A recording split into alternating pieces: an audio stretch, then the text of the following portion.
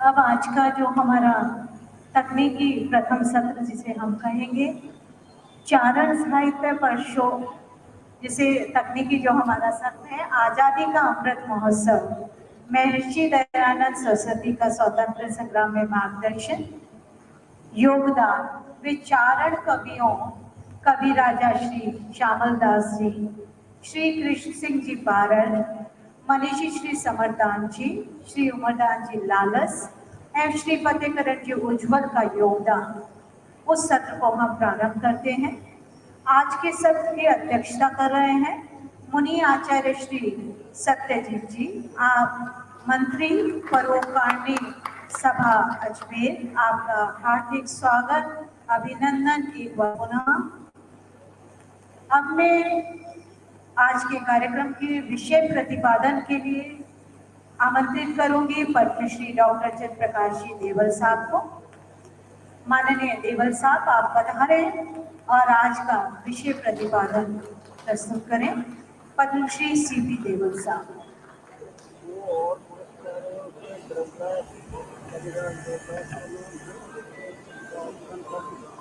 पूज्य स्वामी जी, हमारे राष्ट्रीय अध्यक्ष सम्माननीय सीडी देवल साहब, संस्थान के अध्यक्ष भंवर सिंह साहब, और ऐसी गैलेक्सी जो जैसे अंतरिक्ष में आज मंच पर भी कई नक्षत्र हैं जो एक साथ हो रहे हैं। मित्रों, मैं सबका नाम लूंगा तो समय ज्यादा हो जाएगा, इसलिए मैं सबको पूरे आदर के साथ नमस्कार करते हुए, एक बहुत ही विषय, एक ऐसा गंभीर विषय है जिस पर हम लोगों ने आज की तारीख तक, आजादी के 75 वर्ष हो गए हैं, लेकिन हमने कभी भी इस तरह से, इस दृष्टि से उस पर कभी विचार नहीं किया। और हमने वह जो एक ऐतिहासिक समय था और उस ऐतिहासिक समय में जो ऐतिहासिक कार्य हुए, हमने उनको भुला दिया। वहाँ हम लोग बहुत ही इस मामले में बड़े निर्मोही हैं कि हम अपने उस इतिहास को याद नहीं करते, क्योंकि अब पता नहीं, लोग कहते हैं कि अतीत को याद मत करो, वर्तमान और भविष्य की बात करो, लेकिन वर्तमान टिका हुआ भी अतीत पर ही होता है। एक पुराना प्राकृत का एक दोहा है जिसका अर्थ समझा देता हूँ आपको। एक सखी ने दूसरी सखी से कहा कि हे सखी, उस आदमी ने, तेरे प्रियतम ने, जिसने तुझे बर्बाद कर दिया, डिस्ट्रॉय कर दिया, तुझे डेजर्टेड कर गया, तुझे छोड़ गया, फिर भी तू उसे याद करती है। तो एक ऐसा समय जिसमें हमने अपनी गिरावट की पराकाष्ठा तक पहुंच गया था समाज, उसको याद करना आज उसी तरह से मुश्किल है जो उस सखी ने कहा था। लेकिन उस सखी ने जवाब दिया कि हे सखी, मैं जानती हूँ कि आग पूरे घर को, पूरे गांव को समाप्त कर देती है, आग जैसी भक्षणी और कोई नहीं होती, लेकिन फिर भी दूसरे दिन सवेरे चूल्हे में पूरे आदर के साथ उसी आग को बुलाना, उसके बगैर हमारा काम नहीं चलता। मैं बहुत ही संक्षेप में बात करूंगा, लेकिन ये इसलिए महत्वपूर्ण है कि हम लोग ने अब तक कभी भी चारण समाज के, हमारे जो अखिल भारतीय स्तर है वहां तक भी, और वैसे भी, और दयानंद समाज बहुत बड़ा समाज है, वहां पर भी हम लोगों ने इन चीजों पर कभी भी गौर नहीं किया। तो इसलिए ये दो बातें इसलिए महत्वपूर्ण है कि ये 19वीं शताब्दी का उत्तरार्ध और 1880 के बाद का समय है। मैं बहुत छोटा संक्षिप्त में कर रहा हूँ, और ये मेरे समाज का और मेरे राजस्थान का बहुत सौभाग्य था कि 1900 एक अच्छी तिथि को, एक शुभ, भारत राजस्थान का एक शुभ होने का संकल्प उस दिन से शुरू होना था, वो एक बीज वपन होना था। और वो समय था जब महर्षि दयानंद अपनी यात्रा, अपने पूरे के पूरे दौर में सबसे पहले मेवाड़ में इसी तारीख को उनका प्रादुर्भाव हुआ। और आते ही कौन मानता था स्वामी क्या, इसलिए शास्त्रार्थ रखा गया। महाराणा सज्जन सिंह ने कहा कि नहीं, पहले हम नहीं जानते कौन साधु है, और पहले इनका मूल्यांकन किया जाए। और उस मूल्यांकन के लिए एक शास्त्रार्थ जो मौलवी अब्दुल रहमान साहब थे, उनके साथ उनका शास्त्रार्थ हुआ जो 3 दिन तक चला। लेकिन उसमें 4 आदमियों को जज बनाया। उसमें से एक कृष्ण सिंह बारन, जो हमारे स्वतंत्रता संग्राम के महानायक केसरी सिंह के पिता है, उनको रखा गया। एक पंडित बैजनाथ, एक पंडित मिश्रा जी और एक ठाकुर मनोज सिंह बेरला। ये 4 आदमियों की सोसाइटी है बैठी कि ये पता लगाने के लिए कि ये दयानंद सही बात कहते हैं या ये मौलवी साहब सही बात कहते हैं। और 3 दिन बाद जैसा कि जी ने अपने अकाट्य तर्कों और अपनी बुद्धिमता से ये बात सिद्ध कर दी कि वो जो बात कह रहे हैं या उनके जो सिद्धांत हैं वो सिद्धांत बहुत उपयोगी है।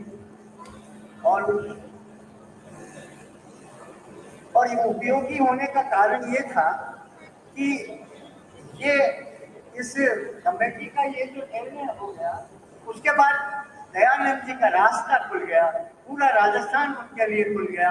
क्योंकि यही कृष्ण सिंह की बालक हैं जिन्होंने उनका महाराणा सज्जन सिंह से ताल्लुक करवाया और ये बताया कि इनमें क्या गुण है और स्वामी किस बात के लिए प्रसिद्ध। और ये काम उन्होंने शाहपुरा के जो राजा थे नाहर सिंह, उनके साथ, और ये उन्हीं के प्रयत्नों से उदयपुर में एक सरस्वती निवास, जो अभी इन दिनों गुलाबाग कहलाता है, वहाँ पर एक पुराना महल था, उसमें स्वामी जी आराम से विराज रहे थे और अपने नित्य प्रवचन कर रहे थे। और धीरे धीरे दूसरे जो व्यक्ति सर्वाधिक रूप से कृष्ण सिंह जी के बाद प्रभावित हुए वो थे स्वनाम कविराजा श्यामल दास गढ़वालिया, जो कि उस समय मेवाड़ के एक बहुत महंगा सभा के सदस्य थे और दीवान से कम उनका ओहदा नहीं था। और वो बहुत ही अग्रिम चेता थे। वो भविष्य के बारे में उनको उनका जो जागरूक वो खुद थे और समाज को भैया वो जागरूक तो थे, लेकिन उन्हें समाज को जागृत करना। तो मैं ये कह रहा था कि ये जो विषय रखा गया है स्वामी जी की प्रेरणा से हो या श्रीमान लकाल साहब ने इस महत्वपूर्ण विषय को आज यहाँ रखा। और मित्रों, मैं बहुत ईमानदारी से कह रहा हूँ, आज से पहले कभी भी हमने इस दृष्टि से इस समाज ने कभी भी विचार नहीं किया कि हमारा पुनर्जागरण कब हुआ। अब आप लोगों को बड़ा विस्मय होगा कि ये वही समय है जब चारणों का पहला पुनर्जागरण हुआ। 1883 में दो सभाएं बनती है। एक वाल्टर राजपूत चारण हितकारी सभा जो उदयपुर में उसकी भूमिका बनी, और दूसरी थी परोपकारी सभा जो भी संयोग से अजमेर में उसका मुख्य स्थान बना। और ये भी एक बहुत ही सुयोग था कि महाराणा सज्जन सिंह उसके स्वामी जी के प्रभाव के कारण और कृष्ण सिंह जी और कविराज श्यामल दास की प्रेरणा से वो इस परोपकारिणी सभा के पहले प्रथम अध्यक्ष होना उन्होंने स्वीकार किया। और उसकी याद में ये पूरा का पूरा जो गुलाबाग आज कहलाता है सरस्वती भवन जहाँ पर है, उस भाग का निर्माण किया 500 बीघा जमीन। मित्रों, क्यों महत्वपूर्ण है समाधान, क्यों महत्वपूर्ण है कि चारणों में जो पुनर्जागरण की स्थिति है वो क्यों हम लोग कब सोचेंगे। क्योंकि हम लोगों का जो जितना खराब समय था समाज का, उसकी पराकाष्ठा तक पहुंच गए, तभी तो पुनर्जागरण होता। और ये पुनर्जागरण कविराज श्यामल दास के दिमाग में एक ऐसा महानुभाव है, ये जो 4-5 जो लोग हैं, इन लोगों ने इतना बड़ा एक क्रांतिकारी और इस समाज की भलाई के लिए जो काम कोई भी कर सकता था, इस समाज को दिशा दिखाने के लिए, इस समाज को जो पुनर्जागरण करने के लिए, और जो भयंकर कुरीतियां थी उन उन कुरीतियों से बिल्कुल छुटकारा दिलवा देने में वो लोग आगे नहीं। मित्रों, सांप के साथ क्या होता है कि उसकी कंचुकी जो है वो आंख पर आ जाती है। उसके बाद सांप एक कांटा ढूंढता है, उस कांटे पे अपना फन मारता है, इस फन में वो कंचुकी उलझ जाती है, पीछे से सांप निकल जाता है और उसकी दृष्टि वापस आ जाती है।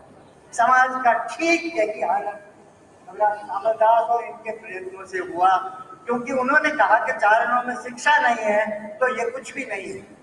ये ठीक है, परंपरागत रूप से ये अपने कविता करने का कार्य कर सकते हैं, लेकिन शिक्षा के अभाव में ये बहुत ही मुश्किल है कि कोई भी समाज तरक्की कर सके, कर ही नहीं सकता।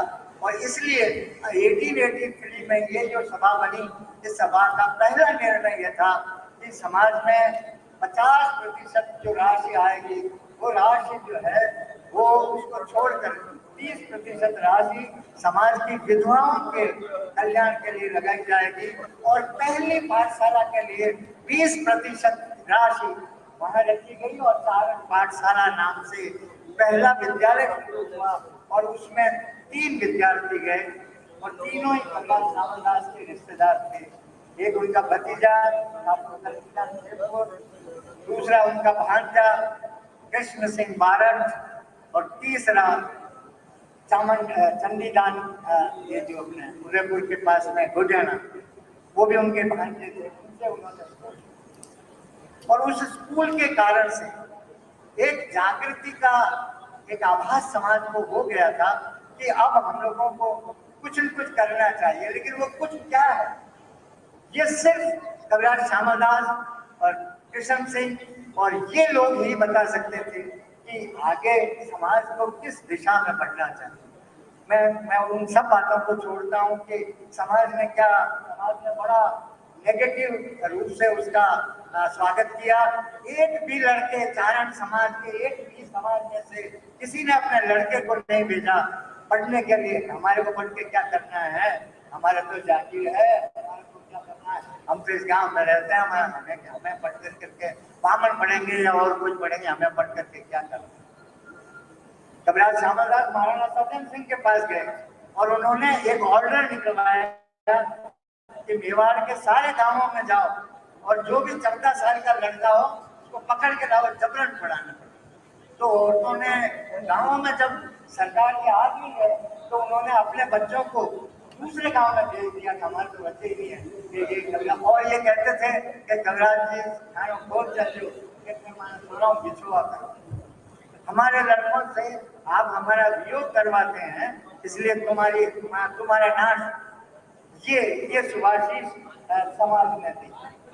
लेकिन सवाल ये था कि अब स्वामी जी का जो योगदान था उस पर आता हूँ कि स्वामी जी ने और बहुत सारे सिद्धांत थे उनके, लेकिन 3 सिद्धांत ऐसे थे कि जिनको उन्होंने सबसे पहले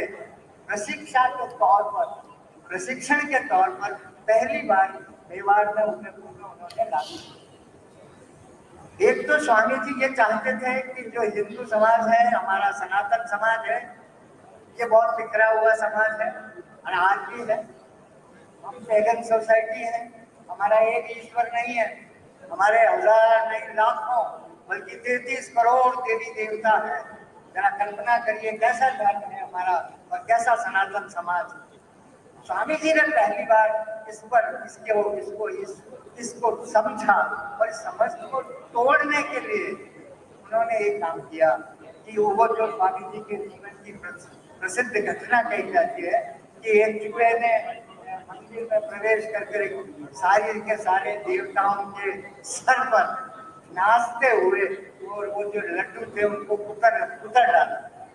और स्वामी जी ने कहा, देखो ये तुम्हारा ईश्वर ये चूहे से हार गया और इसलिए तुम ये जो अलग अलग जो तुम्हारी पैगन सोसाइटी है, तुम्हारे हजारों हजार देवता हैं, उनमें से ये नहीं चलेगा। और अगर ये वो देवता जब तक रहेंगे, ये समाज या ये सनातन धर्म कभी भी एक नहीं हो सकता। और उसका सबसे पहला प्रभाव कृष्ण सिंह पर पड़ा और उन्होंने कहा कि मैं निष्ठा के साथ ये बात कहता हूँ, लिख के लाया हूँ और लंबा हो जाएगा। और उन्होंने उसमें एक कविता में एक बात कही कि मैं न तो कच्चे को नहीं मानता, न भेड़ू को मानूं, न भवानी को मानूं एक साचे को, एक उस परम ब्रह्म ईश्वर जो एकमात्र है, जिसकी ओर हमारे वेद बताते हैं, और उनकी तरफ जो संकेत था स्वामी दयानंद का, उसकी आज्ञा का अक्षरश पालन अगर किसी व्यक्ति ने किया तो वो कृष्ण से कारण। उन्होंने देखिए क्या डायलेमा है, गांव में गए, उनकी माँ ने कहा, जो गंगा श्यामलास की बहन थी, उन्होंने कहा कि बेटा मैं 4 काम तो करिए, मेरे गांव में देव जी के खेड़े में एक चार पूजा नाम का एक मंदिर बना। उन्होंने कहा माँ अगर आप बुरा न माने तो ये बात अच्छी नहीं है, चार पूजा के नाथ के मंदिर बनाने की जरूरत नहीं है, पर मैं जानता हूँ कि आप समझेंगे नहीं, आपकी निष्ठा इसमें है, इसलिए मैं अपने सिद्धांत को तिलांजलि दे करके आपके इस निष्ठा की रक्षा करूंगा। और उन्होंने वो गांव में मंदिर बनाया। दूसरी बात जो ये लेकर के आए थे, स्वामी जी के दिमाग में ये था कि ये जो अंग्रेजों का पराभव है, अंग्रेजों के शासन में जो देश और गर्भ से गर्भ में चला जा रहा है, इसको निकालने का क्या साधन हो। तो उन्होंने एक बहुत ही महत्वपूर्ण, इसीलिए आजादी में ऐसा साफ आप लोगों को लगेगा कि कोई पूछ ले मुझसे कि क्या स्वामी जी कभी जेल गए, या कृष्ण सिंह जी जेल गए, या कविराज श्यामलास जेल गए, नहीं गए, जाने की जरूरत नहीं, क्योंकि वो उन्होंने कभी भी सीधा एक्ट नहीं। स्वामी जी ने ये कहा कि पूरे देश की एकता के लिए उन्होंने एक भाषा का औजार बनाया, और सबसे पहले हिंदी के प्रति ममत्व पैदा हो। संस्कृत में तो सत्यार्थ प्रकाश और वो सब लिख रहे थे, संस्कृत को तो वो बहुत मानते थे, लेकिन उन्होंने कहा कि हिंदी के बिना इस देश का विस्तार नहीं है, मतलब हम आजादी का आंदोलन नहीं लड़ सकते। मैं व्यक्ति से इस बात के खिलाफ कि स्वामी जी का ये निर्णय बहुत ही, हिंदी जरूरी थी लेकिन इस कॉस्ट पर नहीं थी कि मेरे प्रांत में मेरी भाषा और मेरी संस्कृति का बिल्कुल ही सत्यानाश हो जाए, और यहाँ पर हिंदी राज दी जाए, और राजस्थान अपनी संस्कृति को भूल जाए, और राजस्थान की संस्कृति बनी बेटी पर चढ़ा दी जाए। और यही हुआ, और 75 वर्षों से वो कमियाजा हम अभी भी भुगत रहे हैं। लेकिन मैं ये नहीं कहता कि स्वामी जी इस रूप में गलत थे। तो दूसरा काम उन्होंने ये किया, और उनका जो शिष्य थे स्वामी कृष्ण सिंह जी ने, और इधर कविराज श्यामलास ने, इन दोनों ने अपने प्रसिद्ध ग्रंथ लिखे, और वो पहला ग्रंथ था वीर विनोद, जिसमें पूरे के पूरे मेवाड़ के इतिहास का वर्णन किया, 4 भागों में है, और 18 आदमी उसके लिए लगे। महाराणा शंभू सिंह ने 1 लाख रुपया उस समय सैंक्शन किया इस किताब को लिखने के लिए, जब 2.5 रुपया तोला, और उन्होंने सबसे पहले एक ऐसी मिश्रित भाषा का प्रयोग किया कि मुझे ये बात कहते हुए गर्व है कि आज जिस विकसित हिंदी की महिमा गान होता है, यूएनओ में जाने की बात हो रही है, उस हिंदी की उसको गमले में रख करके उसका जो एंसेस्टर है, वो एंसेस्टर ये लोग हैं, भारत कृष्ण सिंह, कविराज श्यामलास, और हमारे स्वामी जी है डेली डिलाइटफुल अमरनाथ जी लाल। और सबसे बड़ा योगदान जागृति के अंदर जो आया, वो आया हमारे मनीषी समर्थदान के द्वारा। ये पांचों, हालांकि ये जो पत्रकार उज्ज्वल भी इसी वो महाराणा के यहाँ पर नौकर थे, महाराणा को अवतार चरित्र सुनाने के लिए उनकी ड्यूटी लगी हुई थी, तो वो अवतार चरित्र सुनाते थे। और ये भारत कृष्ण सिंह जो है वो किस्सा कहानियां सुनाते थे महाराजा को। और लेकिन उन्होंने अपने समय का सच्चा इतिहास लिखा। कृष्ण सिंह पर दयानंद का ये प्रभाव पड़ा कि वो सत्यार्थ प्रकाश लिख रहे थे, और उन्होंने कहा कि इस दुनिया में सच्चा इतिहास नहीं है, इसलिए मैं आंखों देखा इतिहास लिखूंगा, और कोई झूठी बात अपने मन में नहीं। और उसके लिए उन्होंने वसीयत की कि मेरी मृत्यु के बाद छापा जाए। महाराणा सज्जन सिंह के गुण और अवगुण दोनों लिखे। उन्होंने लिखा कि ये जो रईस है, ये रईस ईश्वर की कुदरत को पलट के रख देता है, उसने दिन को रात बना दिया है और रात को दिन बना दिया है। ये दिन को शराब पीता है, रात को शराब पीता है जाग जाग कर और दिन भर सोता रहता है। एक आदमी सबॉर्डिनेट, एक आदमी दयानंद जी के सत्कार का, सत्य के प्रभाव का क्या असर था कि कृष्ण सिंह राजपूताने का अपूर्व इतिहास है। तो मित्रों, ये एक ऐसा, मैं ये कहता हूँ, ये वो महानुभाव है जिन्होंने भारत की आजादी का बीजारोपण किया। जिन लोगों ने ही था तो सबसे पहले रतलाम के दीवान थे श्यामजी कृष्ण वर्मा, आपने नाम सुना होगा। श्यामजी कृष्ण वर्मा को 1000 रुपये की उस समय तनख्वाह मिलती थी, उसको छुड़वा करके उदयपुर का दीवान बनवाने के लिए मेहता पन्नालाल इसी फिराक में थे कि किसी तरह से अंग्रेजों के सामने इस महाराणा और ये कृष्ण सिंह और ये श्यामल दास और इन लोगों की शिकायत की जाए। शिकायत हुई, कर्नल माइल्स को शिकायत हुई और उनको लगा कि अब ये इन पे एक्शन होगा।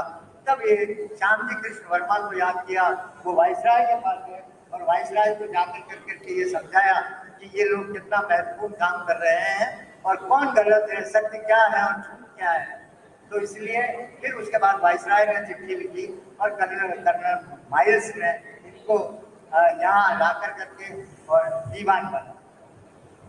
तो मित्रों, मैं ये कह रहा था कि ये दो सभाएं, परोपकारिणी सभा और राजपूत चारण हितकारिणी सभा, इन दोनों का बनना इस राजस्थान के लोगों के भाग्य के बहुत अनुकूल था और चारण समाज के लिए भी अनुकूल था। चारणों का फिर 47 में ये जो जागरण, नव जागरण जो मैं कहता हूँ, वो कभी विस्तार से, अभी समय नहीं है, सिर्फ आ गई है, तो मैं कभी विस्तार से बताऊंगा आपको कि मैं इसको नव जागरण क्यों कहता हूँ, समाज में वो क्या बदलाव आया था और वो बदलाव की अंतिम परिणति करने के लिए केसरी सिंह जी को भी उसके अंदर से जाना पड़ा। और मैं बार बार सोचता था कि ये केसरी सिंह को क्या हो गया है, ये पूरे राजस्थान में ये अंग्रेज किसी की हाथ छोड़ कर के पाँव में नहीं छूटते हैं। इस आदमी को क्या हो गया, ये अंग्रेजों का क्यों विरोध कर रहा, कुछ समझ में नहीं आता। लेकिन जब मैंने ये इन लोगों को पढ़ा और जब ये बात जानी, तब मुझे ये पता लगा कि ये जो आज़ादी का जो सपना है, आज़ादी का जो बीज है, ये श्यामजी कृष्ण वर्मा, ये कृष्ण सिंह भारत, ये कविराज श्यामल दास, ये इन लोगों के मानस की उपज थी। इसलिए वो जेनेटिक इफेक्ट जो था वो केसरी सिंह में आया, वो जोरावर सिंह में आया, वो प्रताप सिंह में आया। ये उनकी वंशानुगत ये जो सिलसिला चला, ये सिलसिला इसलिए चला कि उनके खून की ये तासीर थी, जो सोच, जो विचार ये कृष्ण सिंह जी ने और इन लोगों ने रखी। दूसरा हमारा जो पुनर्जागरण होता है वो 1947 का, हमने कभी नहीं सोचा, क्योंकि 47 में हमारी जागीरें चली गई और चारणों की स्थिति एकदम से दूसरी तरह की हुई। जो 1883 में कुछ अवगुण थे, मैं आप सबके सामने नहीं कहूँगा, तो उन अवगुणों से उनसे पीछा छुड़ाने के लिए कुछ वो नवजागरण में कम से कम 18 साल लगे। उसके बाद सन 47 में जब आज़ादी आ गई और ये गांवड़िया की जो छोटी मोटी जागीरें थी वो चली गई, तब चारणों को लगा कि वो एकदम से एक नए धरातल पर खड़े, उनके सामने बड़ी अजीब स्थिति थी, वो क्या करें। न तो वो आज़ादी की स्वागत कर सकते थे, न उसका विरोध कर सकते थे। तो ये जो पुनर्जागरण हुआ उसी का नतीजा है। मैं जानता हूँ हमारे यहाँ पर कई गांव हैं, लेकिन वो गांव की जो वार्षिक जो आपकी जागीर आती थी रकम, उतनी रकम तो अभी हमारे यहाँ पर मामूली जो पेंशनर होता है ना, उसकी पेंशन की अधिक। तो उस नए जागरण में के कारण से मारवाड़ में भी शिक्षा का प्रचार, मोतीलाल कन्या कभी खड़े होते हैं और राजपूत के मारवाड़ चारण सभा का गठन होता है और विद्यालय और ये छात्रावास बनता है, जिसके अंदर से हमारे समाज के वो सारे के सारे ए क्लास ऑफिसर्स जो थे, IAS निकलते हैं, वहाँ से SDOs निकलते हैं, RS निकलते हैं। और उस जोधपुर के चारण हॉस्टल की ही देन है कि आज समाज के अंदर कितने लोग अच्छे अच्छे पदों पदाधिकारी रहे और वो और अभी भी ये अब तो ये परंपरा बहुत आगे बढ़ गई है। तो राजस्थान के हर जिले में ये ऐसा सोच है, श्रीमान CD देवल साहब के नेतृत्व में ये हर जगह चाहते हैं पाली में हॉस्टल हो, बाड़मेर में हॉस्टल हो, वहाँ हॉस्टल हो, कहाँ नहीं है वहाँ हॉस्टल हो। तो इसलिए ये जो जागृति अब आपके पास खूब साधन है, लेकिन उस समय जब पहली पाठशाला का गठन होना, उन कुरीतियों को छुड़वाया जाना, आपका ये जागृत आप में एक एहसास लगाना कि तुम कौन हो, तुम वो नहीं हो जो तुम समझे बैठे। और इसलिए ये जो वर्ष था 19वीं सदी का जो प्रारंभ इसलिए महत्वपूर्ण है कि ये दोनों का कल्याण हुआ, आर्य समाज से राजस्थान का कल्याण हुआ और ये जो दूसरी सभा बनी उससे मेरे समाज का पुनर्जागरण हुआ, उसका सुधार हुआ और उसका कल्याण। और इसलिए मैं इनको सिर्फ महानुभाव नहीं कहता, मैं इन्हें महापुरुष कहता हूँ। आपकी विनम्रता और ये साक्षी के साथ कहना चाहता हूँ कि अगर ये नहीं होते तो हम कहीं नहीं। अगर दयानंद मेवाड़ में नहीं आए हुए होते या राजस्थान में नहीं आते तो ये स्थिति कभी नहीं बन सकती। इसलिए मैं कहता हूँ कि जो दयानंद विद्यालय के विश्वविद्यालय में जो स्वामी जी के नाम की पीठ है, उस पीठ में ये अध्ययन होने चाहिए कि जो प्री हिस्ट्री जो है वो इतनी महत्वपूर्ण है कि हम कह ही नहीं सकते कि अच्छा उनका एक और जबरदस्त एक और सिद्धांत भी था, वो इस बहाने जाति पाति को भी तोड़ना चाहते थे। स्वामी जी के और कई विचार थे, लेकिन जिनके प्रति जिनके लागू हो जाने से हमारा कल्याण हुआ। और ये वो दिन था कि आज ये दिन हम लोग देख सक रहे हैं। अगर उस दिन वो दिन नहीं आया होता तो हमारा पुनर्जागरण नहीं। इसलिए कहता हूँ मित्रों कि हमारा जो इतिहास है, अतीत है, वो इतना खराब नहीं है। और अतीत अगर खराब है भी तो आपको उसको जानना चाहिए, क्योंकि जब तक आप रोग के लक्षणों को नहीं जानेंगे आप उसका इलाज नहीं कर सकते। आज भी मेरे समाज को तीसरे नव जागरण की जरूरत है और मैं बहुत आशा करता हूँ कि ऐसे प्रगतिशील हमारा नेतृत्व जो सम्माननीय सीडी देवल साहब के अगर नेतृत्व में ये बात चलती है, मैं तो उम्मीद तो नहीं करता क्योंकि मैं समाज को भी जानता हूँ वो इतना जल्दी सुधरने वाला बदलने वाला नहीं। आप कुछ भी कहते हैं वो आपको ये अपने बराबर से किसी को गिनता ही नहीं है, न विद्वता में गिनता है, किसी भी चीज में नहीं गिनेगा। लेकिन फिर भी यदि मेरे समाज का सौभाग्य अगर है और सौभाग्य को उदय होना है तो तीसरी क्रांति की जरूरत है मित्रों, क्योंकि अब समाज की संरचना पर खतरा हो गया है। अब समाज बिखरने लगा है, अंतरजातीय विवाह होने लगे, समाज में एकत्र होने की कोई गुंजाइश नजर नहीं आती। तो संगठन के लिए तो आहुआ का जो धरना था वो मेरा आदर्श है, क्योंकि ऐसी यूनिटी, ऐसा एकत्र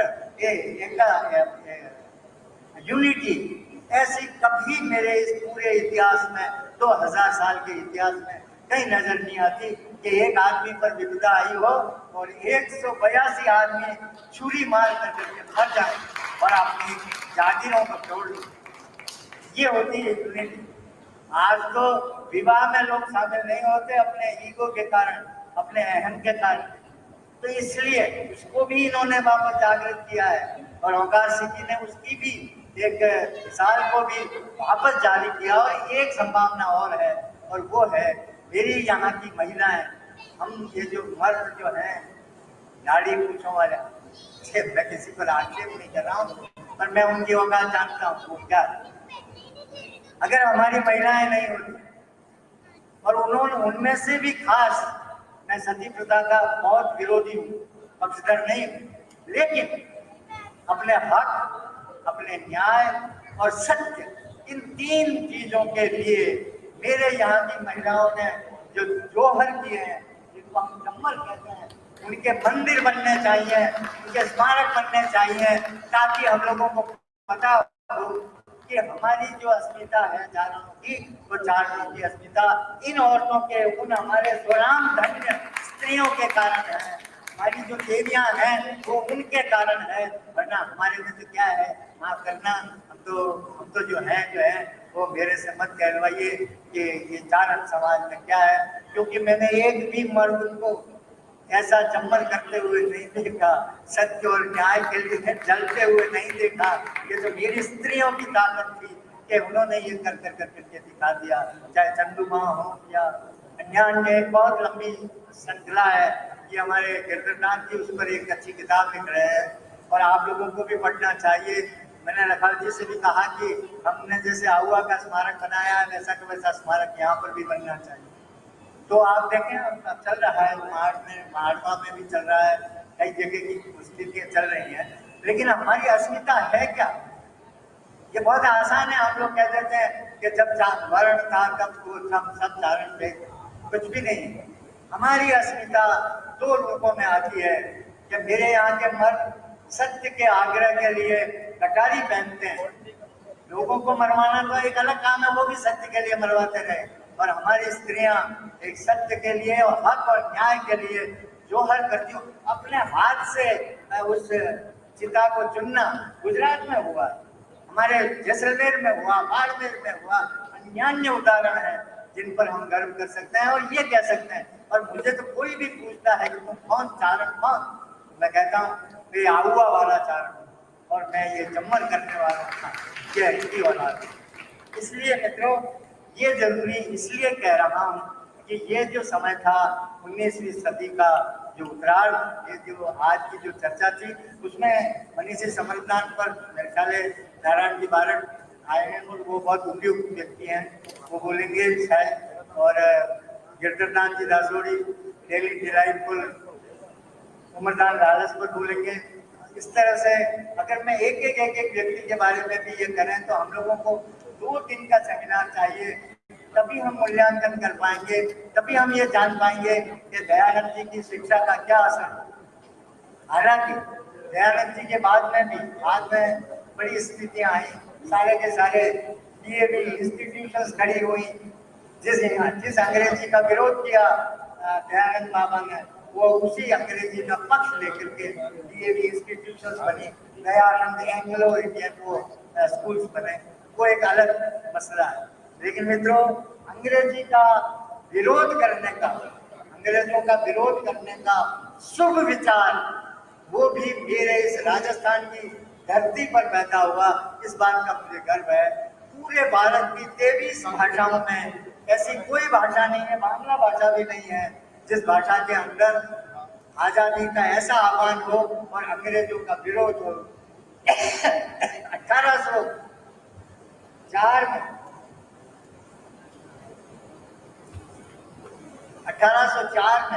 जोधपुर का कविराज बांकीदास आसिया एक गीत लिखता है, भरतपुर की लड़ाई पर आयो अंग्रेज मुल्क रे ऊपर, आहत रीति खींच उड़ा, धनिया मरे नदी की धरती, धनिया उबा गई करा। ये 1805। मेरी चुनौती है आपको, 6 महीने का समय देता हूँ, वो ये बता दें कि पूरे हिंदुस्तान में अंग्रेजों का विरोध का जो जज्बा पैदा हुआ वो राजस्थान से पैदा हुआ और इस चारण समाज से पैदा हुआ।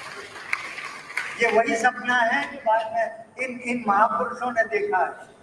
ये वही, क्योंकि हम जो कहते हैं ना वंदे मातरम सुजलाम सुफलाम, हमारा राष्ट्रीय फलाना, ये सब वो ये इस भागीदास के इस गीत के 67 साल बाद 1872 में आनंद मठ आती है बंकिम चंद्र चटर्जी की, जिसमें ये गीत है सुजलाम सुफलाम मलयज शीतलाम। और 1804 में भागीदास लिखता है कि ये अंग्रेज आ गया है, उसने बर्बाद कर दिया, और उसने आह्वान किया कि घर जाता ब्रह्म पलटना, वो नहीं वही जाता की जाता महिला ईदु मरण तना अवसान, राखो रे किहिक मजबूती, राखो रे किहिक रजबूती, मर्दा हिंदू के मुसलमान। ये आह्वान था कि जब स्त्रियों के ऊपर दाव बढ़ रहे हों, आपकी धरती जा रही हो, आपके देश को गुलाम करने बनाया जा रहा हो, यही अवसर है जिस दिन राजपूती मतलब शौर्य दिखाने का वही अवसर है। और उस अवसर के लिए चाहे हिंदू हो चाहे मुसलमान हो, सबको अपनी अपनी वीरता का प्रदर्शन करना है और अपना उत्सर्ग करना है। तो राजस्थान की धरती जहाँ से आजादी का विचार पैदा होता है, जहाँ अंग्रेजों का विरोध पैदा होता है, स्वामी जी की शिक्षा से जो पल्लवित होता है, जो पेड़ बनता है बड़ा और जो बाद में हमारी मुक्ति का साधन बनता है, ये मुझे इस बात की खुशी है कि हम लोगों ने आज इस पर, इस कारणों के समाज के पुनर्जागरण पर अभी तो बहुत एक संकेत मात्र दिया है मैंने आपको। ये हमने चर्चा शुरू की है, हमने इसे इस तरह से देखना शुरू किया है, क्योंकि हमारी दृष्टि यही होनी चाहिए। तभी हम अपनी वो परंपरा, जो आजादी की परंपरा के लिए जो चारण का उत्सर्ग का आह्वान है, वो उसको हम आगे ले जा सकें। हमें जो नया जो रेनेसा होना है, एक नया जागरण की बहुत जरूरत है। उसकी भी मैं उम्मीद करता हूँ कि हम सब लोग मिल के बैठेंगे और अच्छा नेतृत्व मिलेगा, तो हो सकता है कि हम सम्माननीय देवल साहब के नेतृत्व में, और हमारे अन्य कई लोग हैं जो हमारे पथ प्रदर्शक हैं, उनमें हम ये कर सकेंगे। चारण साहित्य शोध संस्थान ने ये काम अच्छा किया कि साहित्य का प्रकाशन शुरू किया, लेकिन साहित्य के प्रकाशन में वरीयता क्या हो, कौन सा साहित्य ज्यादा महत्वपूर्ण है, ये हमें ये महत्वपूर्ण साहित्य है, इसे दिखाना है समाज को।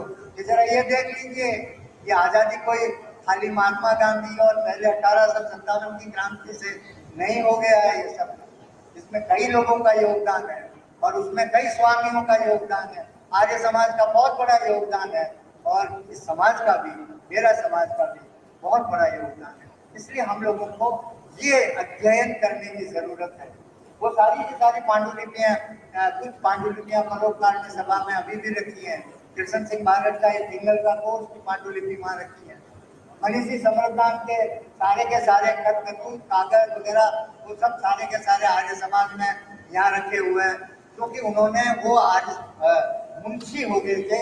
स्वामी जी की जो भी पत्र व्यवहार होता था वो मनीषी समरदान ने किया। और 1885 में मनीषी समरदान एक सीकर के एक छोटे से गांव में पैदा होता है चारण समाज में, और वो अपनी पत्नी के कहने और जमीन बेच कर करके अजमेर में आता है सेंट्रल प्रेस, और यहाँ से आकर के राजस्थान समाचार अखबार निकालता है।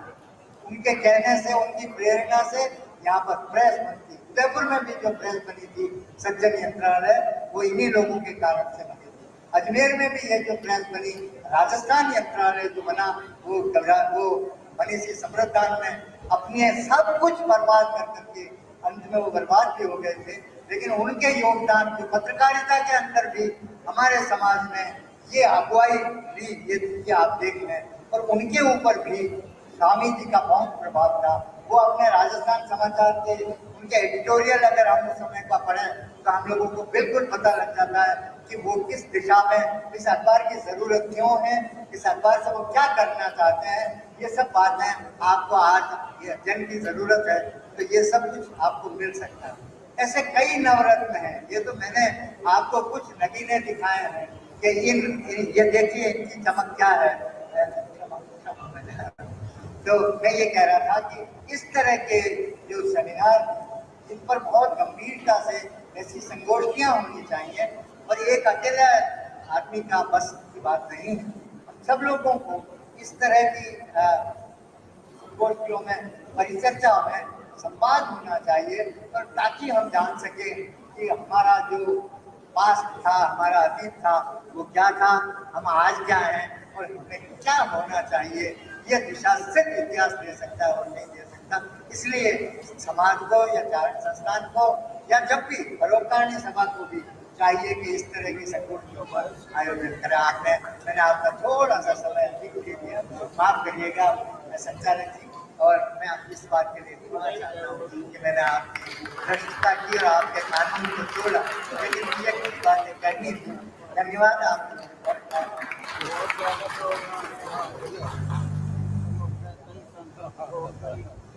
धन्यवाद माननीय देवल साहब।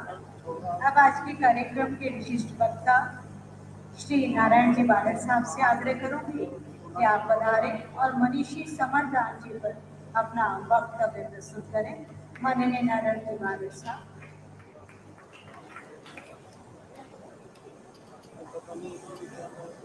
मंच पर विराजमान सभी व्यक्तित्व ऐसे हैं कि जिनके शख्सियत में कुछ कुछ खूबियों के चांद सितारे जड़े हैं, उनका अभिनंदन करता हूँ। और इस तरफ भी गणमान्य लोग बैठे हैं, मैं दोनों पक्षों का सर झुका के अभिनंदन करता हूँ, अभिवादन करता हूँ, और मैं झुक रहा हूँ तो मेरा जिस्म नहीं, मेरी रूह आपके सम्मान में झुक रही है। इस शहर की आबो हवा, ये फिजा इस बात की गवाही देती है कि 133 साल पहले एक सदी गुजरी जब कुछ चमत्कारिक व्यक्तित्व यहाँ रहे होंगे जिन्होंने किताब, साहित्य, ग्रंथ लिखे और अखबारों का शुभारंभ किया। मनीषी समृद्धांत जी को हम खुशगवार हैं कि हमारे समाज के वो थे। हम उतने अभागे भी हैं कि अब भी लोग उनको जानते नहीं हैं। मैं संक्षेप में ये कहूँगा कि आज भी अखबार निकालना बहुत दुश्वार है। उन्होंने 1889 में अखबार निकाला, वो कैसा अखबार था ये गुप्त निबंधावली में इस तरह से दर्ज किया है कि राजस्थान के अजमेर से राजस्थान समाचार प्रकाशित हुआ। इसके संपादक मनीषी समृद्धांत थे जो जाति से चारण थे। इस अखबार का दूसरा अंक हाथरस के रेलवे स्टेशन पे देखने को मिला। रॉयल शीट 2, 16 पृष्ठ, कीमत 3 रुपये 11 आने, कागज साफ सुथरा, छपाई अच्छी, और उसमें जो खबरें छपी हुई थी उन पे आर्य समाज का प्रभाव दिखता था। कुछ राजे महाराजाओं की चिट्ठियां थी और कुछ अन्य समाचार थे। ये उस अखबार के बारे में विवरण दिया गया है। दूसरा वृत्तांत उनके व्यक्तित्व के बारे में चंद्रधर शर्मा गुलेरी ने, जब वो दुनिया से रुखसत कर गए मनीषी जी, तो उन्होंने लिखा कि उन्होंने अच्छा अखबार निकाला, और मैं ये कहना चाहूँगा कि शायद ये हिंदी का पहला व्यावसायिक दैनिक था। उन्होंने उस दौर में समाचार मंगवाने के लिए बंबई से तार की व्यवस्था की। उस जमाने में टेलीग्राम से खबरें आती थी, और रूस और जापान के युद्ध का समय पे अच्छा वृत्तांत पाठकों को बताया। और एक समय ऐसा भी आया जब पायनियर जैसे मजबूत अखबार को भी उन्होंने प्रतिस्पर्धा में पीछे धकेल दिया। स्वामी जी का अखबार 18 साल चला, 18 साल, 1907 तक प्रकाशित होता रहा। आप कल्पना कर सकते हो, जो कहते हैं ना कि अपनी आग को जिंदा रखना कितना मुश्किल है, एक दिया भी जलते रखना कितना मुश्किल है, तस्वीर बनाना औरों की इतना आसान है, खुद को फंसे आईना रखना कितना मुश्किल है। वो अभाव में, दुख में, सुख में उन्होंने अखबार निकाले, और अखबार तो अब भी निकलते हैं। भारत सरकार के आंकड़ों के मुताबिक 10,038 दैनिक अखबार निकलते हैं। पर क्या कोई अखबार मुंशी समृद्धांत जी के अखबार की भावना के आसपास भी है? वो भी कागज पे छपता था, ये भी कागज पे छपता है। इतना अंतर है कि कैसे उन्होंने हमारे समाज को जगाया। अखबार के बारे में कहते हैं परिभाषिक तौर पे कि पत्रकारिता जल्दबाजी में लिखा हुआ साहित्य है, और ये भी कहते हैं कि वो इतिहास का पहला कच्चा मसौदा है। उनके अखबार में इन दोनों की बानगी मिलती थी। अखबार छापना, प्रकाशित करना, चलाना आज भी मुश्किल है। छोटी पूंजी के साथ आप नहीं चला सकते। उस दौर में अखबार निकालना, कागज का इंतजाम करना। तो मैं अभी अपने वक्त को स्वामी मुंशी जी के वक्त से जोड़ के देखता हूँ, तो मैं कहूँगा कि उस आंखों को तरस थी, पर काली कोई काजल नहीं होता। प्यासी धरती आसमां को निहारती रही, और धुआं कोई बादल नहीं होता। पन्ने तो रोज छपते हैं, हर कागज अखबार नहीं होता है। वो उनका अखबार था। तो हम चूंकि दुनिया की सबसे बड़ी लोकतांत्रिक जमहूरियत चलाते हैं, हमारे अखबार निकालने का एक मायने होता है। ये कोई नौकरी नहीं है, पैसा कमाना नहीं है। संसार में सब लोग पत्रकारिता में पुलित्जर को मानते हैं, और वो खुद उन्होंने कहा कि एक पत्रकार एक नौकरी पेशा मुलाजिम नहीं है, वो कारोबारी नहीं है, वो मैनेजर भी नहीं है। वो पुल पे खड़ा हुआ वो निगहबान है जो दरिया में बहते पानी पे नौकाएं की बारीकियों को दर्ज करता है, मौसम के उतार चढ़ाव पे नजरें रखता है, और कितना ही कोहरा धुंधलका हो उसमें से कुछ खोज के ले आता है। ये उद्धरण मुंशी जी के, मनीषी जी के अखबार पे मिलती है। तिलक ने अखबार निकाला और पहले ही उन्होंने अखबार पे लिखा कि जैसे रात अंधेरी में एक रोशनी बुराइयों पे, अपराध पे निगाह रखती है, एक सिपाही नजर रखता है, वैसे ही अखबार का संपादक समाज में होने वाली गतिविधियों पे नजर रखता है और व्यवस्था कुछ गलत करे तो उसके खिलाफ आवाज उठाता है। मनीषी मतलब विद्वान थे और ये दर्जा उनको दयानंद जी ने दिया, जिनके खुद के नाम के पीछे सरस्वती लगता था। डॉक्टर भवानीलाल भारतीय ने लिखा कि उनको स्वामी जी दयानंद जी ने उनको मनीषी कहा। मुंशी चूंकि उर्दू में विद्वान को कहते हैं, मुंशी प्रेमचंद एक मुंशी जिनका जिक्र हो रहा था, मुंशी खाली वो कलमकार नहीं है, मुंशी विद्वता के लिहाज से उस समय उल्लेख होता था, उनको मुंशी इस लिहाज से कहते थे। और चूंकि वो पत्रकार थे, पत्रकार और साहित्यकार में उसको फर्क नहीं होता, दोनों एक साथ होते हैं, कवि थे, तो हर राज निजाम व्यवस्था उनसे खफा होती है क्योंकि वो सवाल पूछते हैं, वो पूछते हैं कि ऐसा क्यों होता है। इसीलिए अखबार को हमने कारोबार नहीं बनाया, हमने अवश्य कहा कि ये चोखा लोकतंत्र का चौथा खंबा है, आज की तरह नहीं कि लोकतंत्र का चौथा धंधा है। वो लोग थे जिन्होंने अपने लिए कोई वांछना नहीं रखी, अपने लिए कोई मुराद, कोई कामना नहीं रखी, तो जिए तो जमाने के लिए जिए, मानवता के लिए जिए। हम उनके एहसानमंद हैं कि उनके जरिए भारत में पत्रकार को सम्मान मिलता है। संसार में कहीं भी जितना एक पत्रकार को सम्मान भारत में मिलता है उतना कहीं नहीं मिलता है। उसकी वजह ये है कि हमारे जो आगेवान थे, समाज सुधारक थे, जंग आज़ादी के सिपाही थे, सब के सब पत्रकार थे, चाहे वो गांधी हो, चाहे भगत सिंह हो, राजा राममोहन राय हो और मनीषी जी हो। जब हम जाते हैं समाज में तो लोग हमें इस नज़र से देखते हैं कि उस विरासत का हिस्सा है, ये उस कड़ी का एक हिस्सा है जो कभी मनीषी जैसे लोगों ने शुरू की थी। मनीषी जी का योगदान दयानंद जी के प्रति इस तरह था कि वो लिखते थे और व्याकरण, भाषा, त्रुटियां इसके लिए उन पर निर्भर करते थे। दयानंद जी को कई ऐसे सहयोगी मिले, लेकिन उन्होंने उनका विश्वास खोया, कुछ गलत किया। दयानंद जी को अटूट विश्वास था मनीषी जी पे, वो उर्दू भी जानते थे, कई भाषाएं उनकी समझ थी। तो मैं कम समय के लिए आपके सामने हाजिर आया हूँ।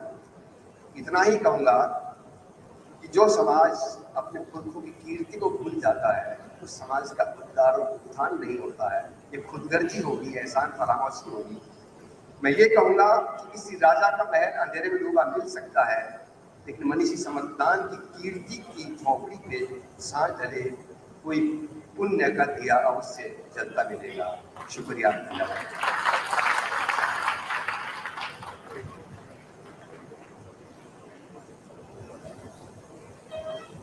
हमने नारायण जी बारड को यहाँ बुलाया। नारायण जी बारड को इसलिए नहीं बुलाया कि चारण है, हमने इसलिए बुलाया था कि राजस्थान की पत्रकारिता में इनका नाम स्वर्णिम अक्षरों में लिखा जाता है, इनको सुना जाता है, इसको पढ़ा जाता है। जब नारायण जी बारड BBC को कवर लंबे अरसे तक करते रहे तो ऐसा कोई जगह नहीं होगी कि नारायण बारड को नहीं जानते हो, नहीं सुनते हो। मनीषी सम्प्रदाय जी पे हमने एक पत्रकार भवन यहाँ बनाया, सीनियरिटी फिक्सेशन कर दिया, कौन जूनियर कौन सीनियर। नारायण जी उसके उद्घाटन समारोह के साक्षी बने। मनीषी सम्प्रदाय जी के गांव में जब सांसद बनने का मुझे अवसर मिला तो हमने एक भवन बनाया। मनीषी जी के कोई पीछे वंशज कोई वहाँ उस गाँव में नहीं है। नारायण जी और हमने बैठ कर तय किया कि क्यों नहीं उनके गांव में एक भवन मनीषी जी के नाम से बना दिया जाए। नारायण जी ने हमें बहुत मनसा वाचा कर्मणा, साहित्य से, बुद्धि से, अकल से और हर प्रकार से सहयोग दिया इस पत्रकारिता के और मनीषी सम्प्रदाय जी में काम करने के लिए। और मनीषी सम्प्रदाय जी में इसलिए काम किया क्योंकि वो दयानंद सरस्वती जी के बहुत निकटतम शागिर्द थे। अगर यूँ कह सकते हैं कि वो एक अपने पुत्र के समान अपने जितना प्रेम करते थे मनीषी सम्प्रदाय जी से, शायद मेरे ख्याल है कि हमें जितने उनके पत्र व्यवहार मिलते हैं उससे सब मिलता है। नारायण जी आने की स्थिति में नहीं थे। हमने निवेदन किया कि जब आप नहीं आएंगे तो मनीषी जी पे कौन बोलेगा। आप पधारे, स्वागत।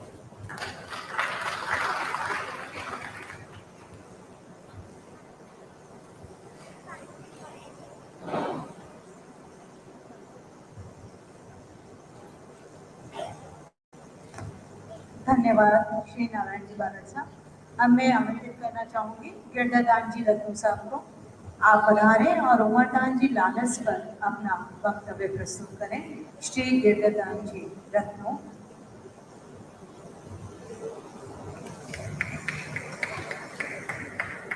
परम श्रद्धेय स्वामी जी, परम आदरणीय सीटी देवल साहब, परम आदरणीय मुस्तान जी गढ़वी साहब, आदरणीय सीपी देवल साहब, हाकमदास जी साहब, रूपदास जी, नारायण जी बारट, सदन सिंह, आदरणीय डॉक्टर सोहमदान जी, मतलब मैं सगड़े मंच में यानी सभी की सभी ये जितनी विभूतियाँ यहाँ बैठी है मेरे लिए आदरणीय है, श्रद्धेय है, इसलिए मैं इनका नामोल्लेख नहीं करूँ तो मेरी ये दृष्टता होगी, समय इसमें अगर जाया हो तो हो।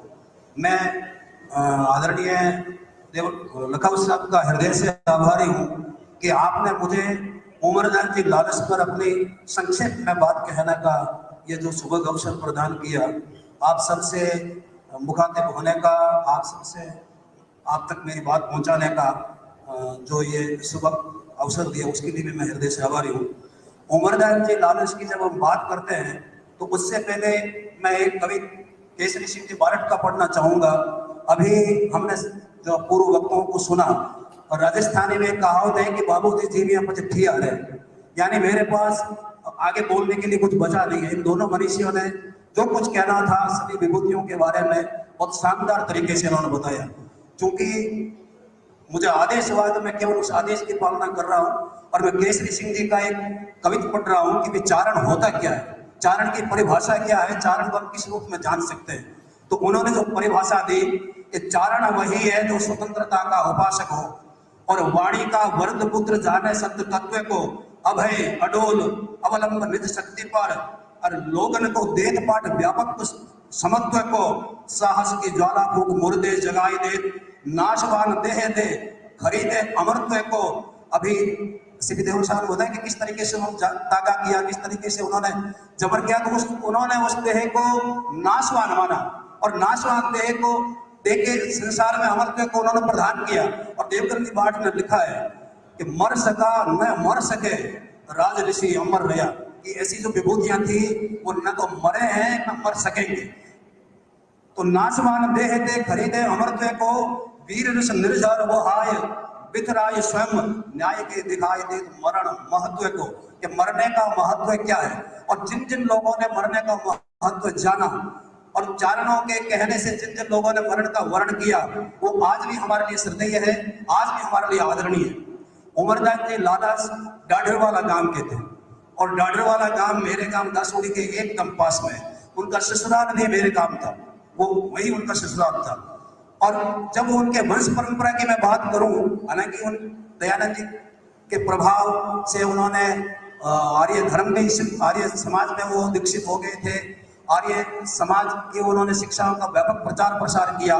लेकिन जब हम उनकी गौरवशाली वंश परंपरा का अगर अध्ययन करते हैं, उनकी वंश परंपरा का हम देखते हैं तो उनके पिता महाभाकर सिंह जो डाडरवाला आए थे सुवेरी से, सुवेरी के लालच थे, वहां से वो डाडरवाला आए और उनके जो पूर्वज थे सहजोजी लालच, सहजोजी लालच को महाराजा अनूप सिंह जी ने 1749 में डाडरवाला दान दिया था और बाद में फलोदी जोधपुर के अधीन हो गई। और जब महाराजा अजीत सिंह जी का वहां अधिकार हो गया तो सहजाजी लालच वहां गए, उस दिन रहे, गांव खालसा था। तो उन्होंने, मैं हालांकि वो प्रासंगिक नहीं है लेकिन मैं उनकी काव्य प्रतिभा का एक उदाहरण दे रहा हूँ। उन्होंने प्रकृति का गीत पढ़ा, उन्होंने कहा कि गिरा बोलिया मोर दादर सरा कह गया, गुणियाणा राग मुलहार गायो, गबनमा मालते है सांबड़ हरज आजादे शीत वर्षा आयो, सिकंड नाचे सुजन पूरिया सरवरा तरा तिसके ही गिरदार टूटो, और सेवका विदा कर दशहरा सहस बोल बीज सिंहारा कवे इंद्र बूठो, पिक करे कुहम ऋषि चढ़ी पहाड़ा, बाज तो रहो दिगण तण भाव, पंत शीतल हुआ वही पोहमी, अजा दे अजा मारवा राव, सासणा बक्स नव कोटरा सह धणी, जस करा रावणो घरे जावा, हिंदुआ छात वर्षाड़ आयो हमें, पात अर्जा करे सीख पावा।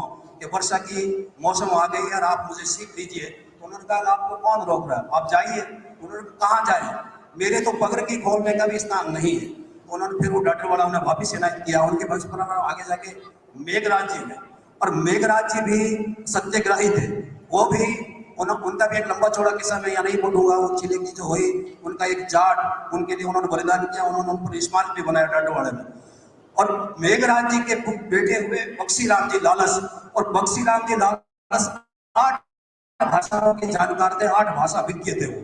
और उनके कहते हैं कि चारों ही पुत्र देवीय वरदान से उत्पन्न हुए, और दोनों ही चारों ही शेर के समान वो तेजस्वी थे। उनकी भाषा पर कितनी पकड़ थी। उनके करनी जी का बहुत प्रसिद्ध छंद है। वो कहते हैं कि बीको निज दासम कर विश्वासम सासो सासम परकासम मरुधर पुत जासम चटे मेवासम करपद आसम अवकाशम निज धड़वट वासम दीद निवासम रखे त्रासम हे कृति पट बगसा लंबे बाहु प्रलंबे मकर विलंबे दासमती मां मकर विलंबे दासमती। बहुत शानदार छंद है। उनको रणजीतपुरा की जागीर भी मिली, विभिन्न महाराजाओं से उनको सम्मान मिला, और उनके बेटे थे उमरदान जी लालस। वो इतने सत्य वक्ता थे। हम आज गर्व करते हैं कि हम चारण हैं, लेकिन उन्होंने उस समय चारणों की जो बुराइयां देखी, मैं क्षमा चाहूंगा क्योंकि मुझे उमरदान जी पर बोलने का आदेश हुआ, तो मैं उन्हीं की बात कह रहा हूँ। तो उन्होंने देखा कि मुल्क तो मेरा मारवाड़, उसमें मारवाड़ में भी थली का परगना, उसी में भी चारण, और उसी में मेरा भाई नवलदाम, चारणों के मुख्य कविराजा मुरारी दास जी, उन्होंने भी उनकी कोई कोई कमी देखी होगी। और उसमें भी मेरा जो स्वामी है प्रताप सिंह, ये सभी के सभी उदासी के अंकुर है। प्रसन्नता तो मैं इनके मुख पर देखता ही नहीं हूँ। तो उन्होंने कहा कि ईश्वर ने मुझे जो जितने भी सराजाम दिए, जितनी व्यवस्था दी है, वो मुझे सर्वनाश सत्यानाश को प्राप्त होने की दी है। उन्होंने कहा कि मुल्क मारवाड़ में थली के मध्य जन्म जोए, चारण वर्ण चारु विकल विशासी को, और बाल वही में पितु मात परलोक बसे, भ्राता नवलेश भयो हो खेल हासी को, रांडन के स्नेही गुरु मुखिया मुरार मिल्यो, धनी श्री प्रताप धार्यो अंकुर उदासी को, और सुख कौन कीनो सोच लग उमरेश नीनो, देव सराजाम दीनो सर्व सत्यानाशी को। कि मुझे तो ईश्वर ने ये ऐसे ही सराजाम दिए। वो इतने सत्य वक्ता थे। उन्होंने स्वयं का परिचय दिया। वो स्वामी जी से तो इतना प्रभावित थे, मैं निवेदन कर दूं कि जब वो मारवाड़ में उनको आमंत्रित किया गया, तो स्वामी जी ने कहा कि मुझे लाने के लिए किसी बुद्धिमान आदमी को भेजा जाए। तो यहाँ से उमरदान जी लालस और वहां से फतेहकरण जी उज्ज्वल उनके साथ आए। उनकी प्रतिभा से स्वामी जी इतने प्रभावित हुए। अभी नारायण जी भारत ने कहा कि भी मुंशी जी का उन्होंने नाम बदल दिया, मुंशी विद्वान को कहते थे, उन्होंने मनीषी समृद्ध दान कर दिया। तो उन्होंने दोनों कवियों से कहा कि भाई आपका जो नाम है उमरदान, वो भी अरबी फारसी का, फतेहकरण वो भी अरबी फारसी का, तो आपका नाम अमरदान होना चाहिए और फतेहकरण जी का नाम विजयकरण होना चाहिए। क्योंकि विजयकरण फतेहकरण जी के पुत्र का नाम था, इसलिए उनका नाम जयकरण रखा। और बाद में उन्होंने जो पत्र प्रभाकर लिखा फतेहकरण जी उज्ज्वल ने, तो उनमें उन्होंने इस नाम का प्रयोग किया है, और भी जगह उन्होंने इस नाम का प्रयोग किया है। तो उन्होंने कहा, उमरदान जी का एक कवि थे, ज्यादा प्रसिद्ध नहीं है वो, उन्होंने बताया कि मैं क्या करना चाहता हूँ, मैं क्या कर रहा हूँ। उन्होंने कहा चक्कर जो फिरूं चित ले गुरु करूं नित, और वसुधा धरुन वित्त विद्या के वैसन थे। कि मुझे धन की तो प्राप्ति की लेस मात्र इच्छा नहीं है, मुझे अगर कोई वैसन है तो एकमात्र विद्या प्राप्त करने का मुझे वैसन है। कि वसुधा धरुन वित्त विद्या के वैसन थे, साजते सराहूं सूर कविता न चाहूं पूर, और दीनन बचाऊं दूर दुष्टन दशन थे, और अच्छों की तकू में ओट होठों की ढकू ना खोट, और वीरता बगू में राजपुत्र रसन थे, और वही के बिताऊं व्रत गुण गूढ़ संचो ग्रथ, और ओहो नाचो अनंत उमर असन थे। कि मैं केवल सत्य का धन यानी धन, सत्य का धन मैं संग्रहित करता हूँ, मुझे दूसरी किसी प्रकार की धन की इच्छा नहीं। और जो महाराजा जसवंत सिंह जी ने जब उन्होंने लिखा जसवंत जसो जलद, और उनको सम्मानित करने की और की बात है, तो उन्होंने कहा कि मुझे किसी भी प्रकार की कोई लालसा नहीं है। ऐसा त्यागी पुरुष थे उमरदान जी लालस। उन्होंने कहा घुमाए लठ लठ जाम हाँ फिरा घुमा घुमा, कि मुझे तो मारवाड़ में मेरी बात कहने में किसी भी प्रकार की कोई रुकावट बाधा नहीं आनी चाहिए, मुझे तो आप इतना दीजिए। और जब उन पर ये आरोप लगे कि उन्होंने संतों को ढूंढा है और उन्होंने विभिन्न बुराइयों को उस पर उन्होंने चित्रण किया या उन्होंने उस पर किया है, तो उमरदास जी ने स्पष्ट शब्दों में कहा कि मुझे आपके सर्टिफिकेट की, आपके प्रमाण पत्र की आवश्यकता नहीं है, आप मुझे जो समझना चाहे वो समझ लें। उन्होंने कहा कि भाई, उन्होंने यही कहा कि आप मुझे जो समझें वो समझ ले। जोगी कहो, भव भोगी कहो, रज रोगी कहो, कहीं कैसे ही है, न्यायी कहो, अन्यायी कहो, कुकसाई कहो, जग जैसे ही है। अरे मीत कहो, लो अमीत कहो, लो पलीत कहो, तो न तैसे ही हैं। भूत कहो, अवधूत कहो, अरे लो पलीत कपूत कहो, हम है सही है। कि आप हमें चाहे वो कह दे, लेकिन मैं हूँ वो हूँ। मैं मेरे सिद्धांतों से, मेरे जीवन मूल्यों से नहीं बदल सकता। और अभी सीपी देओल साहब ने कहा कि वो स्वामी जी का हमारे समाज पर इतना प्रभाव हुआ कि वो शिक्षा का चारों तरफ प्रचार प्रसार होने लगा। तो उमरदास जी ने तो स्पष्ट शब्दों में कहा कि ये जो मारवाड़ है अभी भी मूर्खता में डूबा हुआ है। क्यों? उन्होंने चारण समाज की चिंता नहीं की, उनको सभी समाजों की चिंता दी। और इसीलिए हमारे जो चारण कवि हुए, केवल चारणों में उनका सम्मान हुआ, ये वो हमारी जाति में समादृत रहे हो ऐसा नहीं, वो सभी जातियों में समादृत रहे। क्यों? कि वो सर्व जन की चिंता करते थे और इसलिए वो सही मायने में जनवादी थे। तो उन्होंने कहा कि बटे गुणे नहीं देखवे और चारों ही वर्ण निचिंत, मारवाड़ रे मूढ़ता दोरी मिठसी मंत। न तो पढ़ रहे हैं, ना अच्छी बातों को ग्रहण कर रहे हैं, ना चिंतन कर रहे हैं। अतः इसलिए जो मारवाड़ की जो मूर्खता है ये बड़ी कठिनाई से मिटेगी। और उन्होंने कहा गुरु लोग गप्पा करे धरे न राजा ध्यान। गुरु लोग का मतलब कोई संतों से, उपदेशक से नहीं है, जो समाज के मुखिया थे, जो समाज के कर्णधार थे, जिन पर समाज सुधार का या समाज चेतना का आधार स्तंभ टिका हुआ था, उनको उन्होंने रेखांकित किया कि गुरु लोग गप्पा करे धरे न राजा ध्यान, सो कण विदुषु सुधरे दाखे उमरदान। ये सुधर ही नहीं सकते। और इसलिए उन्होंने कहा डोफा यीशु डूबो को खोटी संगत खूब, डूबो सो तो डूबो को कूक मोती बेकूफ। ये जो हुआ वो तो हो गया। उन्होंने जब आजादी की अभी बात चले, स्वामी जी का इतना उन पर प्रभाव था कि उन्होंने दयानंद दर्शन और दयानंद दया दो कविता लिखी। और उन्होंने कहा अंत आषाढ़ दयानंद आयो। कि यानी जितने महीने थे, जिन जिन महीनों में जिन जिन संतों के पास, जिन जिन उपदेशकों के पास, जिन जिन समाज सुधारकों के पास मैं कुछ न कुछ सीखने के लिए गया, तो उन्होंने यही कहा कि रामदास हरि रामदास रे बाड़े गोता बढ़िया है और जठी तठी नो करने चुरड़ा खिलकावण फड़बड़िया है। लेकिन आखिर में उन्होंने कहा अंत आषाढ़ दयानंद आयो। कि अंत में यह आषाढ़ के रूप में दयानंद आया। जितना भी आतप था, जितना भी ताप था, जितनी भी हमारे अंदर अज्ञानता थी, अंधविश्वास था, उन सब का उन्मूलन हुआ और हमारे अंदर ज्ञान की जो हरियाली वो लहलाई। ये उमरदास जी ने स्पष्ट शब्दों में लिखा। उन्होंने एक बात और लिखी और उन्होंने स्पष्ट कहा कि भाई जितने इस संसार के सम्राट हैं, जितने इस संसार के राजा हैं, मैं उनको स्पष्ट शब्दों में कह देता हूं कि अगर ये जो अंग्रेज की सत्ता है वो आपको रीच के तो सीबी, ईसीबी आदि खिताब देती है, लेकिन जब वो आप पर रुष्ट होती है तो आपका सर्व शासन छीन लेती है। और हिंदुस्तान की या भारतीय संस्कृति के 7 आधार है।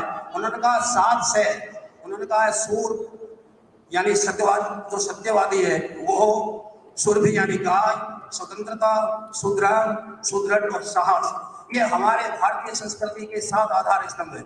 लेकिन अंग्रेजों ने समझ लिया कि जब तक हिंदुस्तान में ये 7 शिकारों की प्रबलता रहेगी, प्रखरता रहेगी, हम सही मायने में इस देश को गुलाम नहीं कर सकते।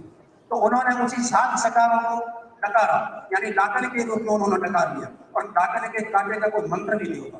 तो उन्होंने कहा कि या जगत, उन्होंने अंग्रेज की सत्ता को डाकन की संख्या दी और डाकन अपने सबसे प्रिय का कालजा निकालती है। जो जो उनको प्रिय होते हैं डाकन उन्हीं का कालजा निकालती होती है। डाकन नहीं होती है वो तो एक अलग बात है, लेकिन हमारे साहित्य में सब उल्लेख आता है कि जो डाकिनी को जितना प्रिय होता है वो उसी को नजर लगाती, उसी का कलेजा निकालती। तो तत्कालीन शासक वगैरह, तत्कालीन जो लोग थे जिन पर सत्ता पर उनका जो शासन अधिकार था, वो सभी के सभी अंग्रेजों के प्रिय थे और सबसे ज्यादा नुकसान उन्होंने उनको पहुंचाया। तो उन्होंने लिखा कि या जग के सम्राट सम्राट को भागत हूँ जो यथार्थ भाषण। मैं झूठा नहीं कह रहा हूँ, मैं यथार्थ कह रहा हूँ कि या जग के सम्राट सम्राट की भागत हूँ जो यथार्थ भाषण। लीज के दे दे है सीधी किताबों खींच के ले दे सब सुशासन। सूर सती सुर भीर स्वतंत्रता और सुदृढ़ सुद्रम सूरमा साकर। श्री सरकार वकार ब्रिटेनिया साध सकार डकार की डाकन। कि ये डाकन आई और इन 7 सरकारों को डकार गई, यानी डकार भी दी नहीं, वैसे ही निकल गई। उन्होंने सदाचार पर जोर दिया। सदाचार, जो लोग सदाचारी होते हैं, जिनका चरित्र दृढ़ होता है, वो ही समाज सुधार में आगेवान बनते हैं, वही देश के लिए काम करते हैं। दुराचारी, अनाचारी, उनसे कुछ नहीं होता। तो उन्होंने कहा अखंड, ये भी स्वामी जी के ही प्रभाव है, दयानंद जी को। उन्होंने कहा कि अखंड ब्रह्मचर्य के शिखंड खंड गाज के, और सधीर ही हमीर से गंभीर भीर गंजते, प्रचंड बाहु दंड के भये प्रचंड पिंड में, और घमंड को घटाए दे मिले सो घुमंड में। उचाट काट अन्य वाट देय वाट में बहे, निराट काट घाट की नहीं सम्राट की सहे, और विठौर बाहु दंड को उदंड ठोरते बहे, और विधौर अस्त्र शस्त्र घाट काट भोरते रहे। एक में तो उन्होंने यही कहा। उनकी जितनी कविताएं, आज तक हम अमरदास जी को समाज सुधार के रूप में पढ़ते आए कि उन्होंने समाज के सुधार में अग्रगामी होके उन्होंने कार्य किया। लेकिन उन्होंने जितना आजादी के लिए कार्य किया, उन्होंने सही सही शब्दों में आजादी के लिए लिखा। उन्होंने दयानंद जी की दया में लिखते हैं कि कुल को वह स्वाधीन, के हम चारण हैं, वो तो हमेशा से स्वाधीन प्रकृति के रहे हैं, लेकिन अभी मैं ठग के अधीन हो गया था, ठगों के। उन्होंने सीधा सीधा जिन्होंने उन्होंने दीक्षा ग्रहण की, उन पर उन्होंने आरोपण किया। उन्होंने कहा कि कुल को वह स्वाधीन और ठग के अधीन, उमर महादीन लालच लुट जाता। अगर दयानंद जी नहीं आते तो मैं पूरा का पूरा लुट जाता। और मैं जब अंध आषाढ़ दयानंद आया तो उन्होंने कहा कि अंध आषाढ़ दयानंद आयो, छोड़े ध्यान घुमण घण चायो, और सावण हरिकर सुख सरसायो, भादो इमरत जड़ बरसायो, वह व्याख्यान बड़ो बड़ बाड़ा, और नीर निवान ताल नद ताड़ा, और बड़े प्रेम घर घर परनाड़ा, जुगती जड़ मोटी इस ताड़ा। ये जो अंधविश्वास के खिलाफ ज्ञान प्राप्त करने की तृष्णा थी। मैं अंत में एक बात मैं बताऊं, सबकी अज्ञा से एक ही बात कहना चाहूंगा। उमरदास जी ने 13 छपे राजपूत और चारणों के संबंधों पर लिखे, और उन्होंने जो भरतपुर के जाट थे, भरतपुर के जाटों की उन्होंने सीधे सीधे शब्दों में प्रशंसा की। और उन्होंने कहा कि भरतपुर के जो जाट थे, वो हमारे यहाँ के जो राजपूत शासक थे, उनमें वीरता में किसी भी तरीके से वो कम नहीं थे। लेकिन उनके पास एक ही उनको घाटा था कि उनके पास चारण नहीं, और जब चारण नहीं थे तो उनकी वीरता का, उनकी स्वतंत्रता प्रेम का प्रचार और प्रसार नहीं हो सका। उनके पास वहाँ के जो स्थानीय गायक थे कुछ जातियों के, और उन्होंने हालांकि उनकी बहुत प्रशंसा की, लेकिन उमरदास जी ने कहा कि इतने जबरदस्त वीर, इतने अदम्य साहसी, वो हमेशा ही इतिहास में जाट के छोरे कहलाते रहे। ये कितना बड़ा दुर्भाग्य है हमारा। तो इतने बड़े साहसी, स्वतंत्रता के उपासक, मुगलों के घोर विरोधी, और हमेशा जाटों के छोरे कहलाते रहे। मैं उस अंतिम छपे के साथ बड़ी दृष्टता कर रहा हूँ, मैं बात समाप्त कर रहा हूँ कि जाट बड़ा जबरेल भरतपुर वाड़ा भाड़ो, दिल्ली सु भड़ दुसे टकर ली दियो न टाड़ो, और अंग्रेजों से अडर अवल कुछ ठोर अड़िया, निर्दय होय नजीक ठीक गोला रण छड़िया, चिर हानि सुजस चारण नहीं जन कथक कहवे वेचती। कि दूसरी जनता तो जितनी उनकी प्रशंसा कर रही वो होती है, लेकिन वो चारण नहीं थे। जग छोरा बाजे जाटरा न कांजरिया भावे किती, वो आज भी जाट के छोरे कहलाते हैं। आपने मुझे इन लोगों के बीच में आप सबके सानिध्य में बोलने का अवसर दिया, ये आपकी मेरे को कृपा भी है, आपका स्नेह भी है। मैं आपको भी सत नमन करता हूँ। आप सभी ने मुझे जैसा मैं बोला आपने सुना, मैं आप सभी को भी दंडवत प्रणाम करता हूँ। नमन।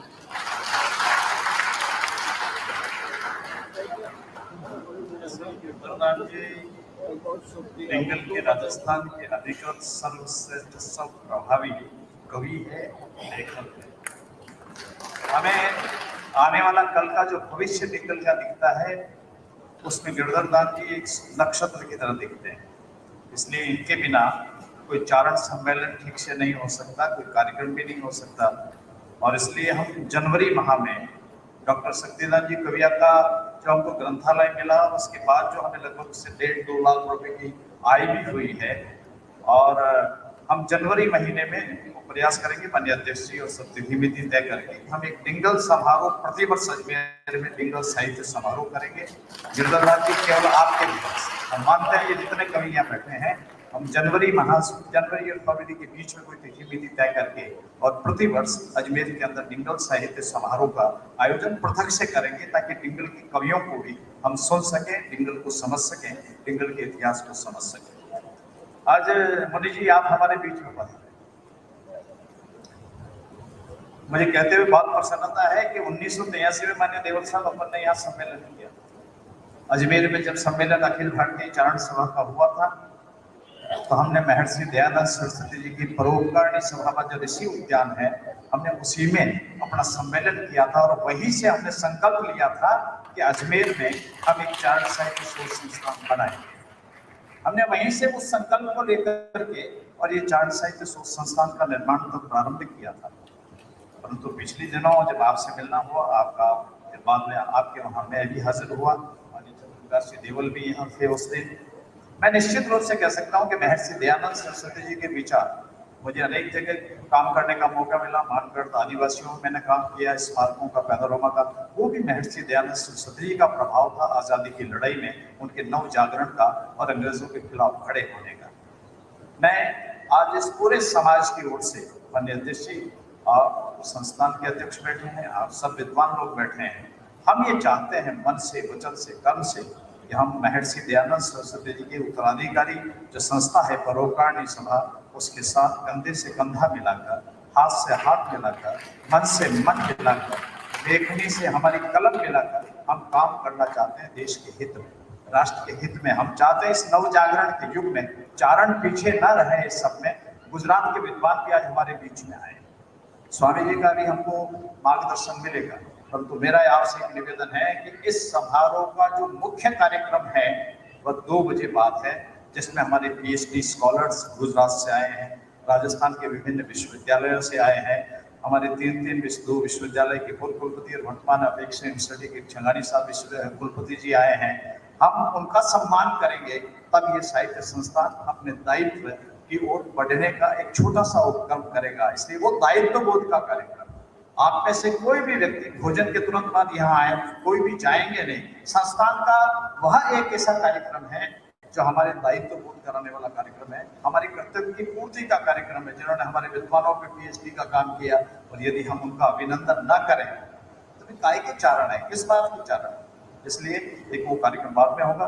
मैं मुनि जी को आमंत्रित करता हूँ, पधारें, हमको आशीर्वाद दें और हमको इतना आशीर्वाद दें कि हम आपके साथ में बैठकर, आपके चरणों में बैठकर हम कुछ हिसाब कर सकें।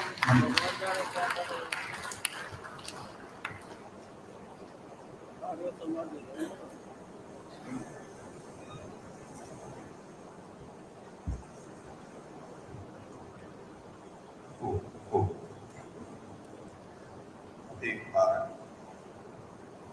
अंतर्मुखी होते हुए अपने अंदर ही विराजमान परम पिता परमात्मा का ओम शब्द के माध्यम से स्मरण करेंगे।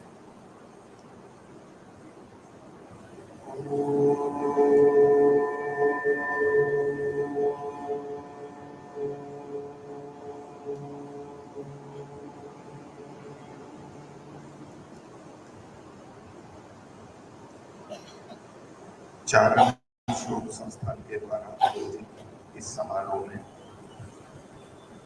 मैं हम सबके पूर्वज महर्षि दयानंद और चारण समाज के आदरणीय सभी पवित्र कवियों का सादर स्मरण करते हुए और मंच पर विराजमान सभी आदरणीय महानुभावों का अभिवादन करते हुए और उपस्थित सभी प्रबुद्ध और गंभीर श्रोताजनों का सम्मान करते हुए अपनी बात को आगे प्रारंभ करता हूँ। बहुत प्रसन्नता की बात है और बहुत आवश्यक बात है जो यहाँ ये कार्य पिछले कुछ समय से प्रारंभ हुआ है। मैं इस कार्य को दैवीय और परमात्मा के कार्य के रूप में देखता हूँ। आज समाज कितना भी लोगों के द्वारा विकृत किया जा रहा हो और लोग कितने भी निराश हों, लेकिन श्रेष्ठ व्यक्ति, अच्छे व्यक्ति, पवित्र व्यक्ति वो सदा रहते हैं और वो अपनी ज्योत को आगे बढ़ाते रहते हैं।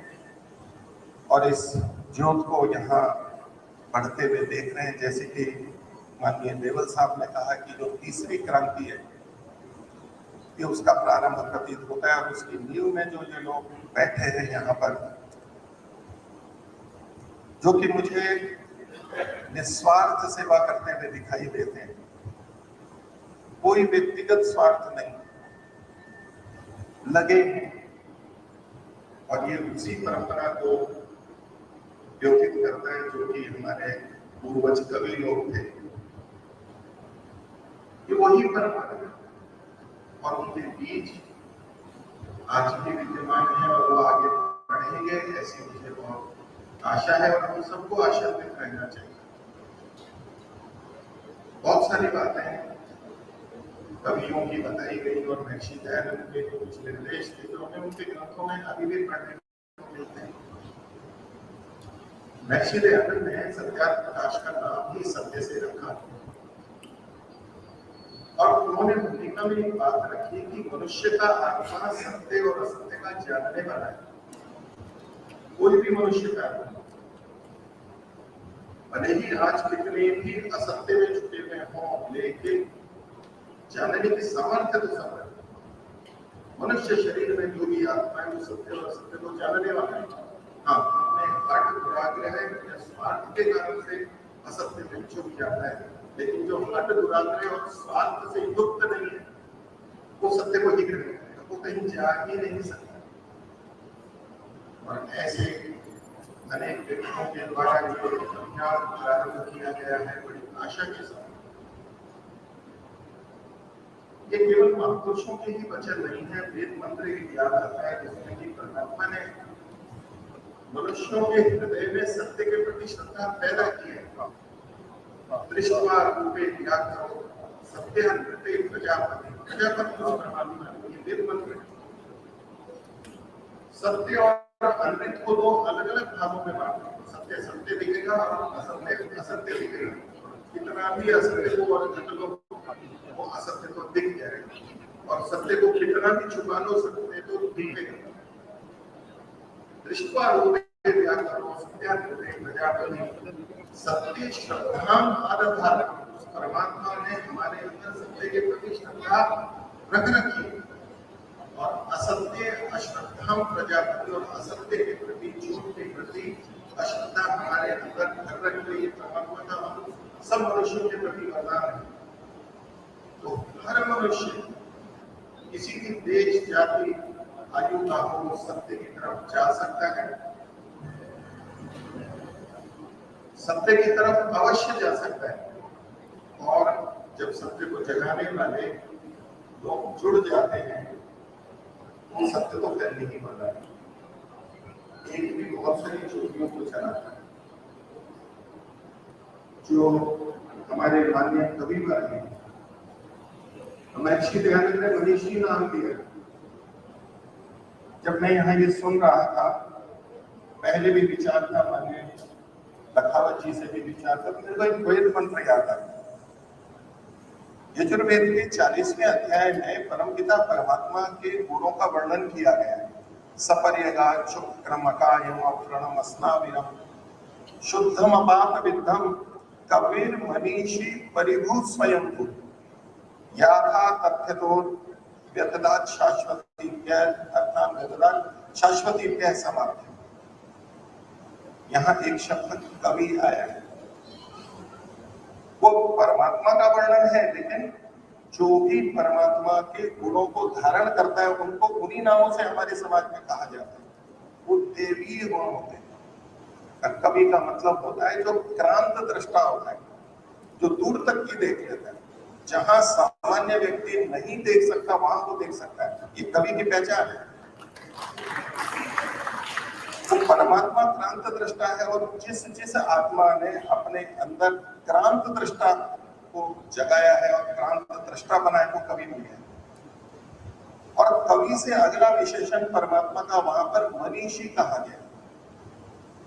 और महर्षि दयानंद ने उनको कवि या उनमें क्रांत दृष्टा गुण देखा होगा, तो वहां मनीषी उनके लिए जो नाम लिया गया, ये वैदिक परंपरा का ईश्वर से जुड़ा हुआ गुण है।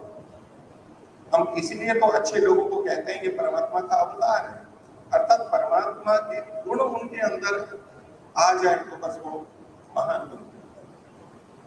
लेकिन यहाँ जो ये सारी परंपरा है, ये कभी बनता कैसे है? तो उसी मंत्र में 2 शब्द और पढ़े गए हैं कवि शब्द से पहले। सपर्यगा शुक्रम अकायम अप्रणम अस्नाविरम, इसके आगे शुद्धम अपाप विद्धम। वो परमात्मा कैसा है? शुद्ध है, पवित्र है, अपवित्र नहीं है। और अपाप विद्धम, को पाप से विद्ध नहीं है, पाप से विधा हुआ नहीं है, निष्पाप है।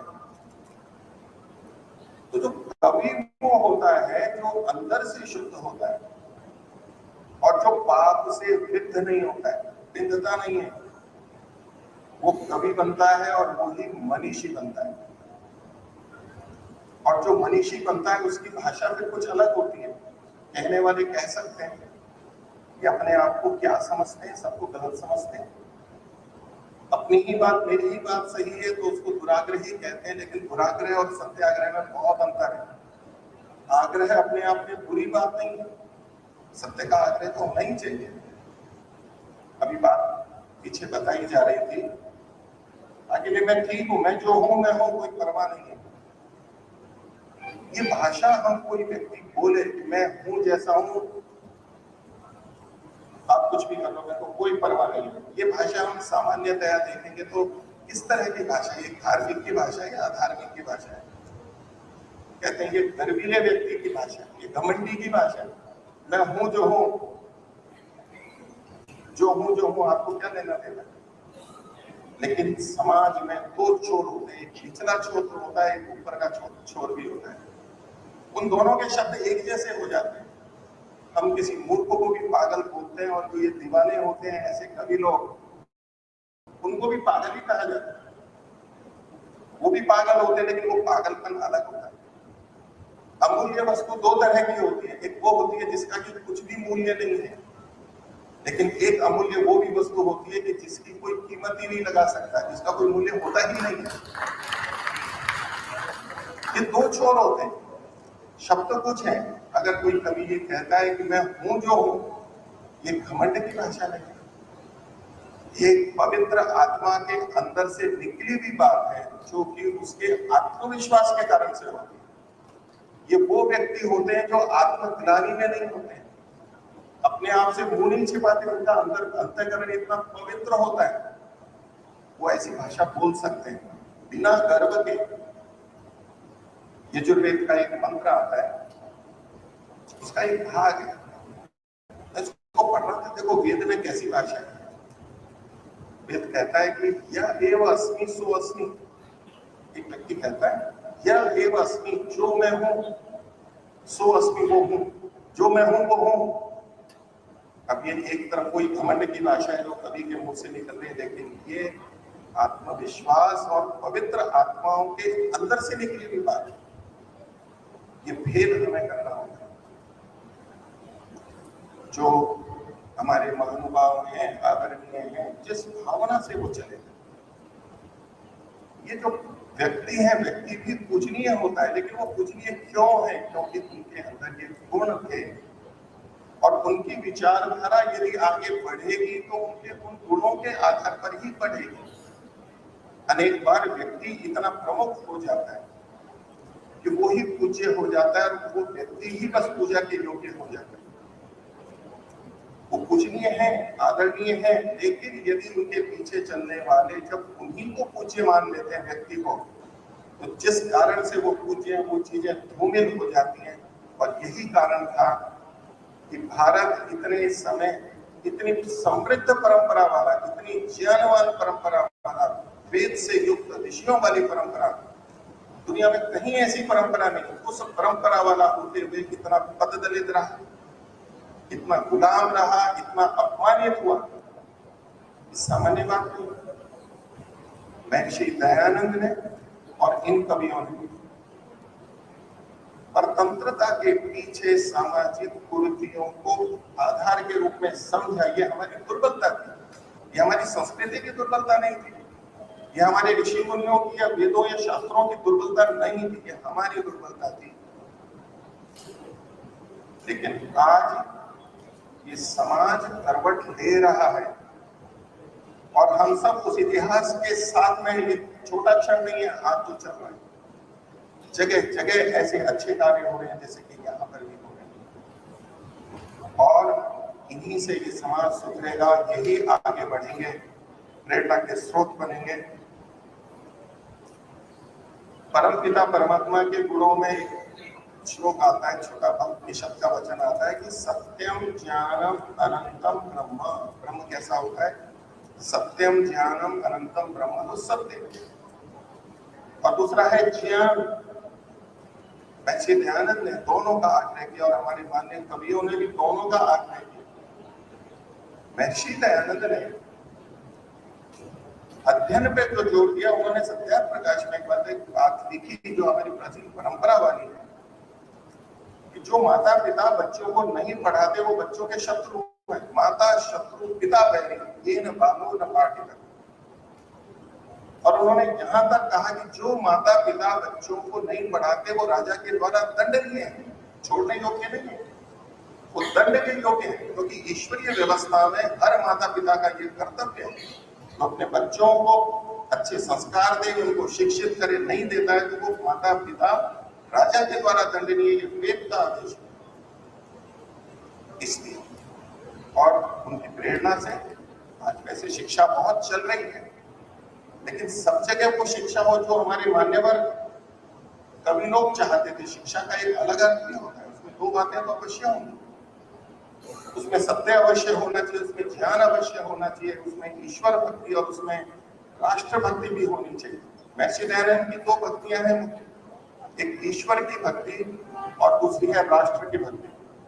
उनकी वेद की भक्ति इसलिए क्योंकि वेद ईश्वरीय ज्ञान है, और वो अपने ग्रंथ आर्याभिविनय में, जिसमें विशेष मंत्रों के द्वारा जो भक्ति परक मंत्र है, उनकी व्याख्या करते करते बार बार बीच में कहते हैं कि आर्यों का चक्रवर्ती राज्य था,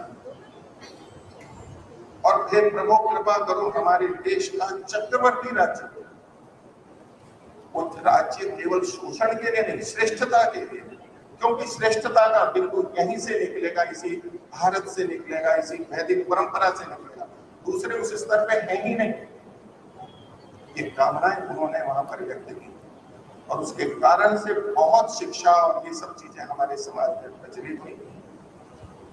मनीषी समर्थान जी का बहुत पत्र व्यवहार महर्षि के साथ रहा, बहुत सारे पत्र हैं, तो सबसे अधिक पत्र व्यवहार मनीषी समर्थदान जी के साथ था, जो कि मुंशी समर्थदान के नाम से वहां सबसे अधिक पत्र व्यवहार महर्षि दयानंद का उन्हीं के साथ, क्योंकि वो वैदिक यंत्रालय संभालते थे, जो कि आज भी वहां पर भवन है केसरगंज के अंदर, वैदिक यंत्रालय परोपकारी सभा के भवन है, अजमेर का गौरव है।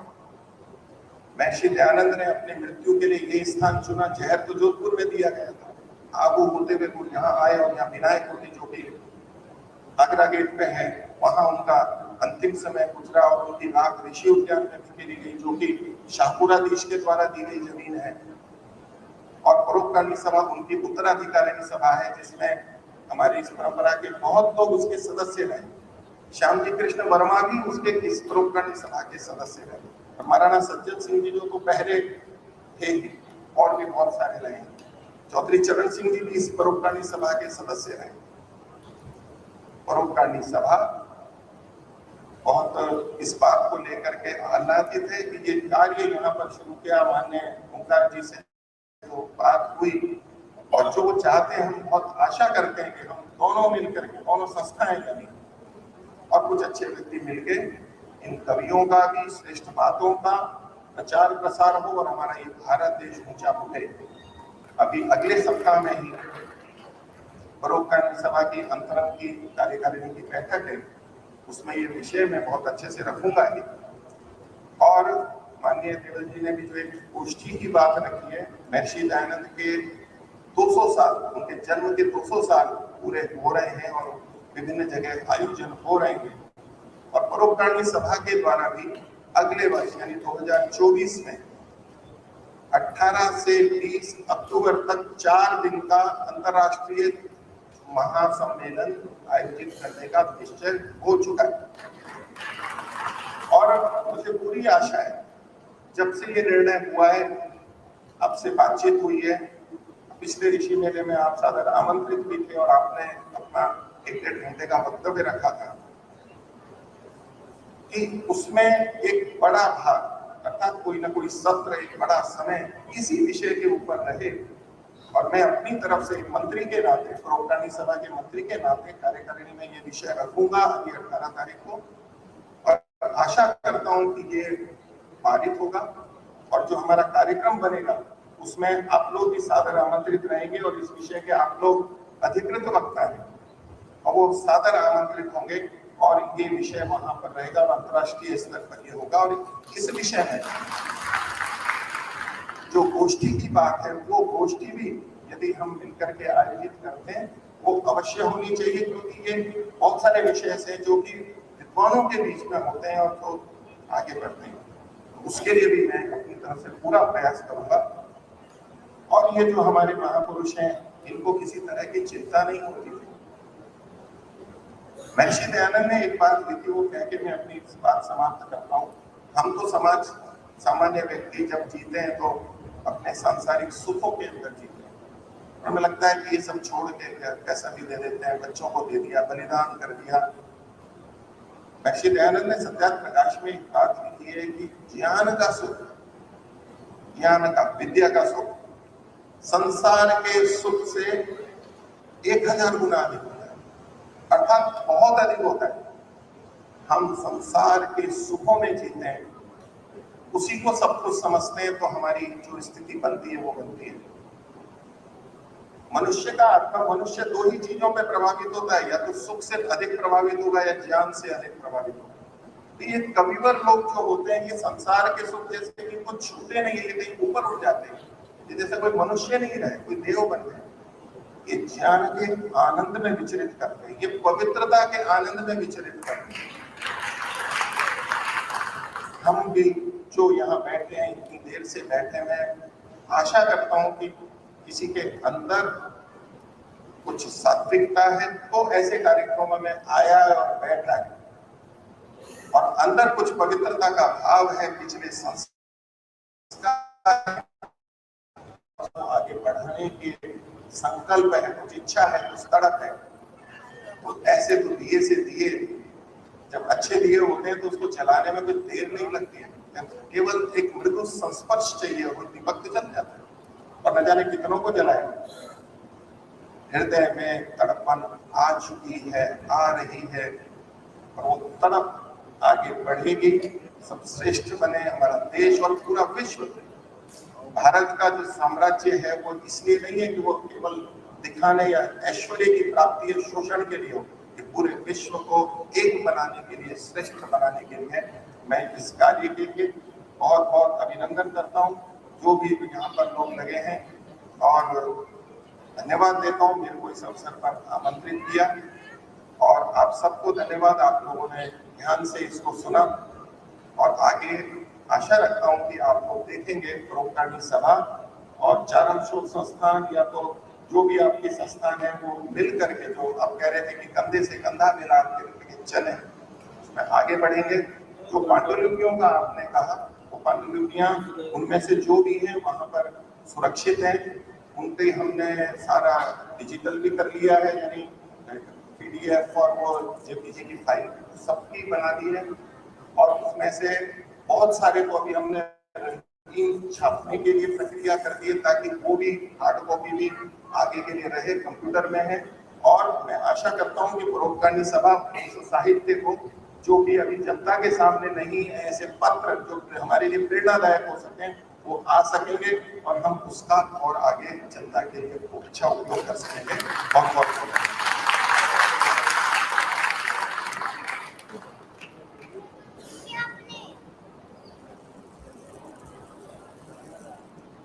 संभवतः आजादी के बाद ये आज बहुत स्वर्णिम अवसर है हमारे सामने कि हम यहाँ बैठकर देश साहित्य, समाज, जीवन और अंतर्राष्ट्रीय जगत के बारे में चर्चा की और वो तब संभव हुई कि महर्षि दयानंद सरस्वती जी के उत्तराधिकारी के रूप में परोपकारी सभा के माननीय मंत्री जी, हमारे समाज के पदाधिकारी जो मंच पर बैठे हैं और आज सब आए। स्वामी जी, हम आपको इतना निवेदन कर सकते हैं क्योंकि हम भाग हैं अब आपके, हम इसलिए कोई अलग संस्था नहीं है, हमारा और आपका विचार एक है। हम भी देश के लिए काम करने वाली कौम है और परोपकारी सभा तो राष्ट्र के लिए और विश्व के लिए काम करने वाली संस्था है। हमारे जितने भी अब शोधार्थी होंगे हम उनको ये निवेदन करेंगे। अभी 3 हमारे यहाँ अभी अगला सत्र इसी में चलने वाला है जिसमें विद्वत जन अपनी बात रखेंगे, उनका हम सम्मान भी करेंगे। वो जो कुर्सी रखी है वो किसी दूल्हे के लिए या दुल्हन के लिए नहीं है, ये उनके लिए है जिनको हम सम्मानित करेंगे। आज हमारे सबसे बड़े अतिथि वो हैं आज इस कार्यक्रम में जिन्होंने चारण साहित्य पे रिसर्च की, डॉक्टरेट की, PhD की, उनको सम्मानित हम करेंगे। पर हम उनको आग्रह बाकी लोगों से भी करेंगे कि उनके जितने स्टूडेंट आएंगे उनको इस महर्षि दयानंद सरस्वती जी, स्वातंत्र आंदोलन, चारण साहित्य, इसके सामंजस्य, आपके पास पड़ी हुई पत्र, पांडुलिपियां, संस्थान में उपलब्ध सामग्री, सबसे मिलकर के हम इस देश को जागृति के लिए नया सोच की दिशा दे सकेंगे। हम इस दिशा में काम करेंगे। अब हमारा ये सत्र लगभग हम आधा घंटा देरी से चल रहे हैं, तो सत्र यहाँ समाप्त होगा पर उससे 2 बातें, कोई भी जाएगा नहीं। दूसरा सत्र वो है जिनके लिए हमने इस सत्र की आयोजन किया था और वे सब आए हैं। तो भोजन के बाद पीछे माताओं बहनों के बैठ कर अलग से भोजन करने की व्यवस्था है। कुछ कार्यकर्ता आप में से जुड़ जाए ताकि उनका भोजन हो सके। बाकी अतिथि आए हैं, उनका भोजन वहाँ है, आप सबका भोजन है। पीछे जो विद्यालय अपना है, सब भोजन करके हम वापस 2:30 बजे यहाँ ठीक आएंगे 2:30 पर, ताकि हम उस कार्यक्रम को तेज गति से करके समय पे अपनी गाड़ियां भी सबकी होगी, आप सब पधार सकेंगे। पहले सत्र में आप सबका स्वागत, अभिनंदन, धन्यवाद।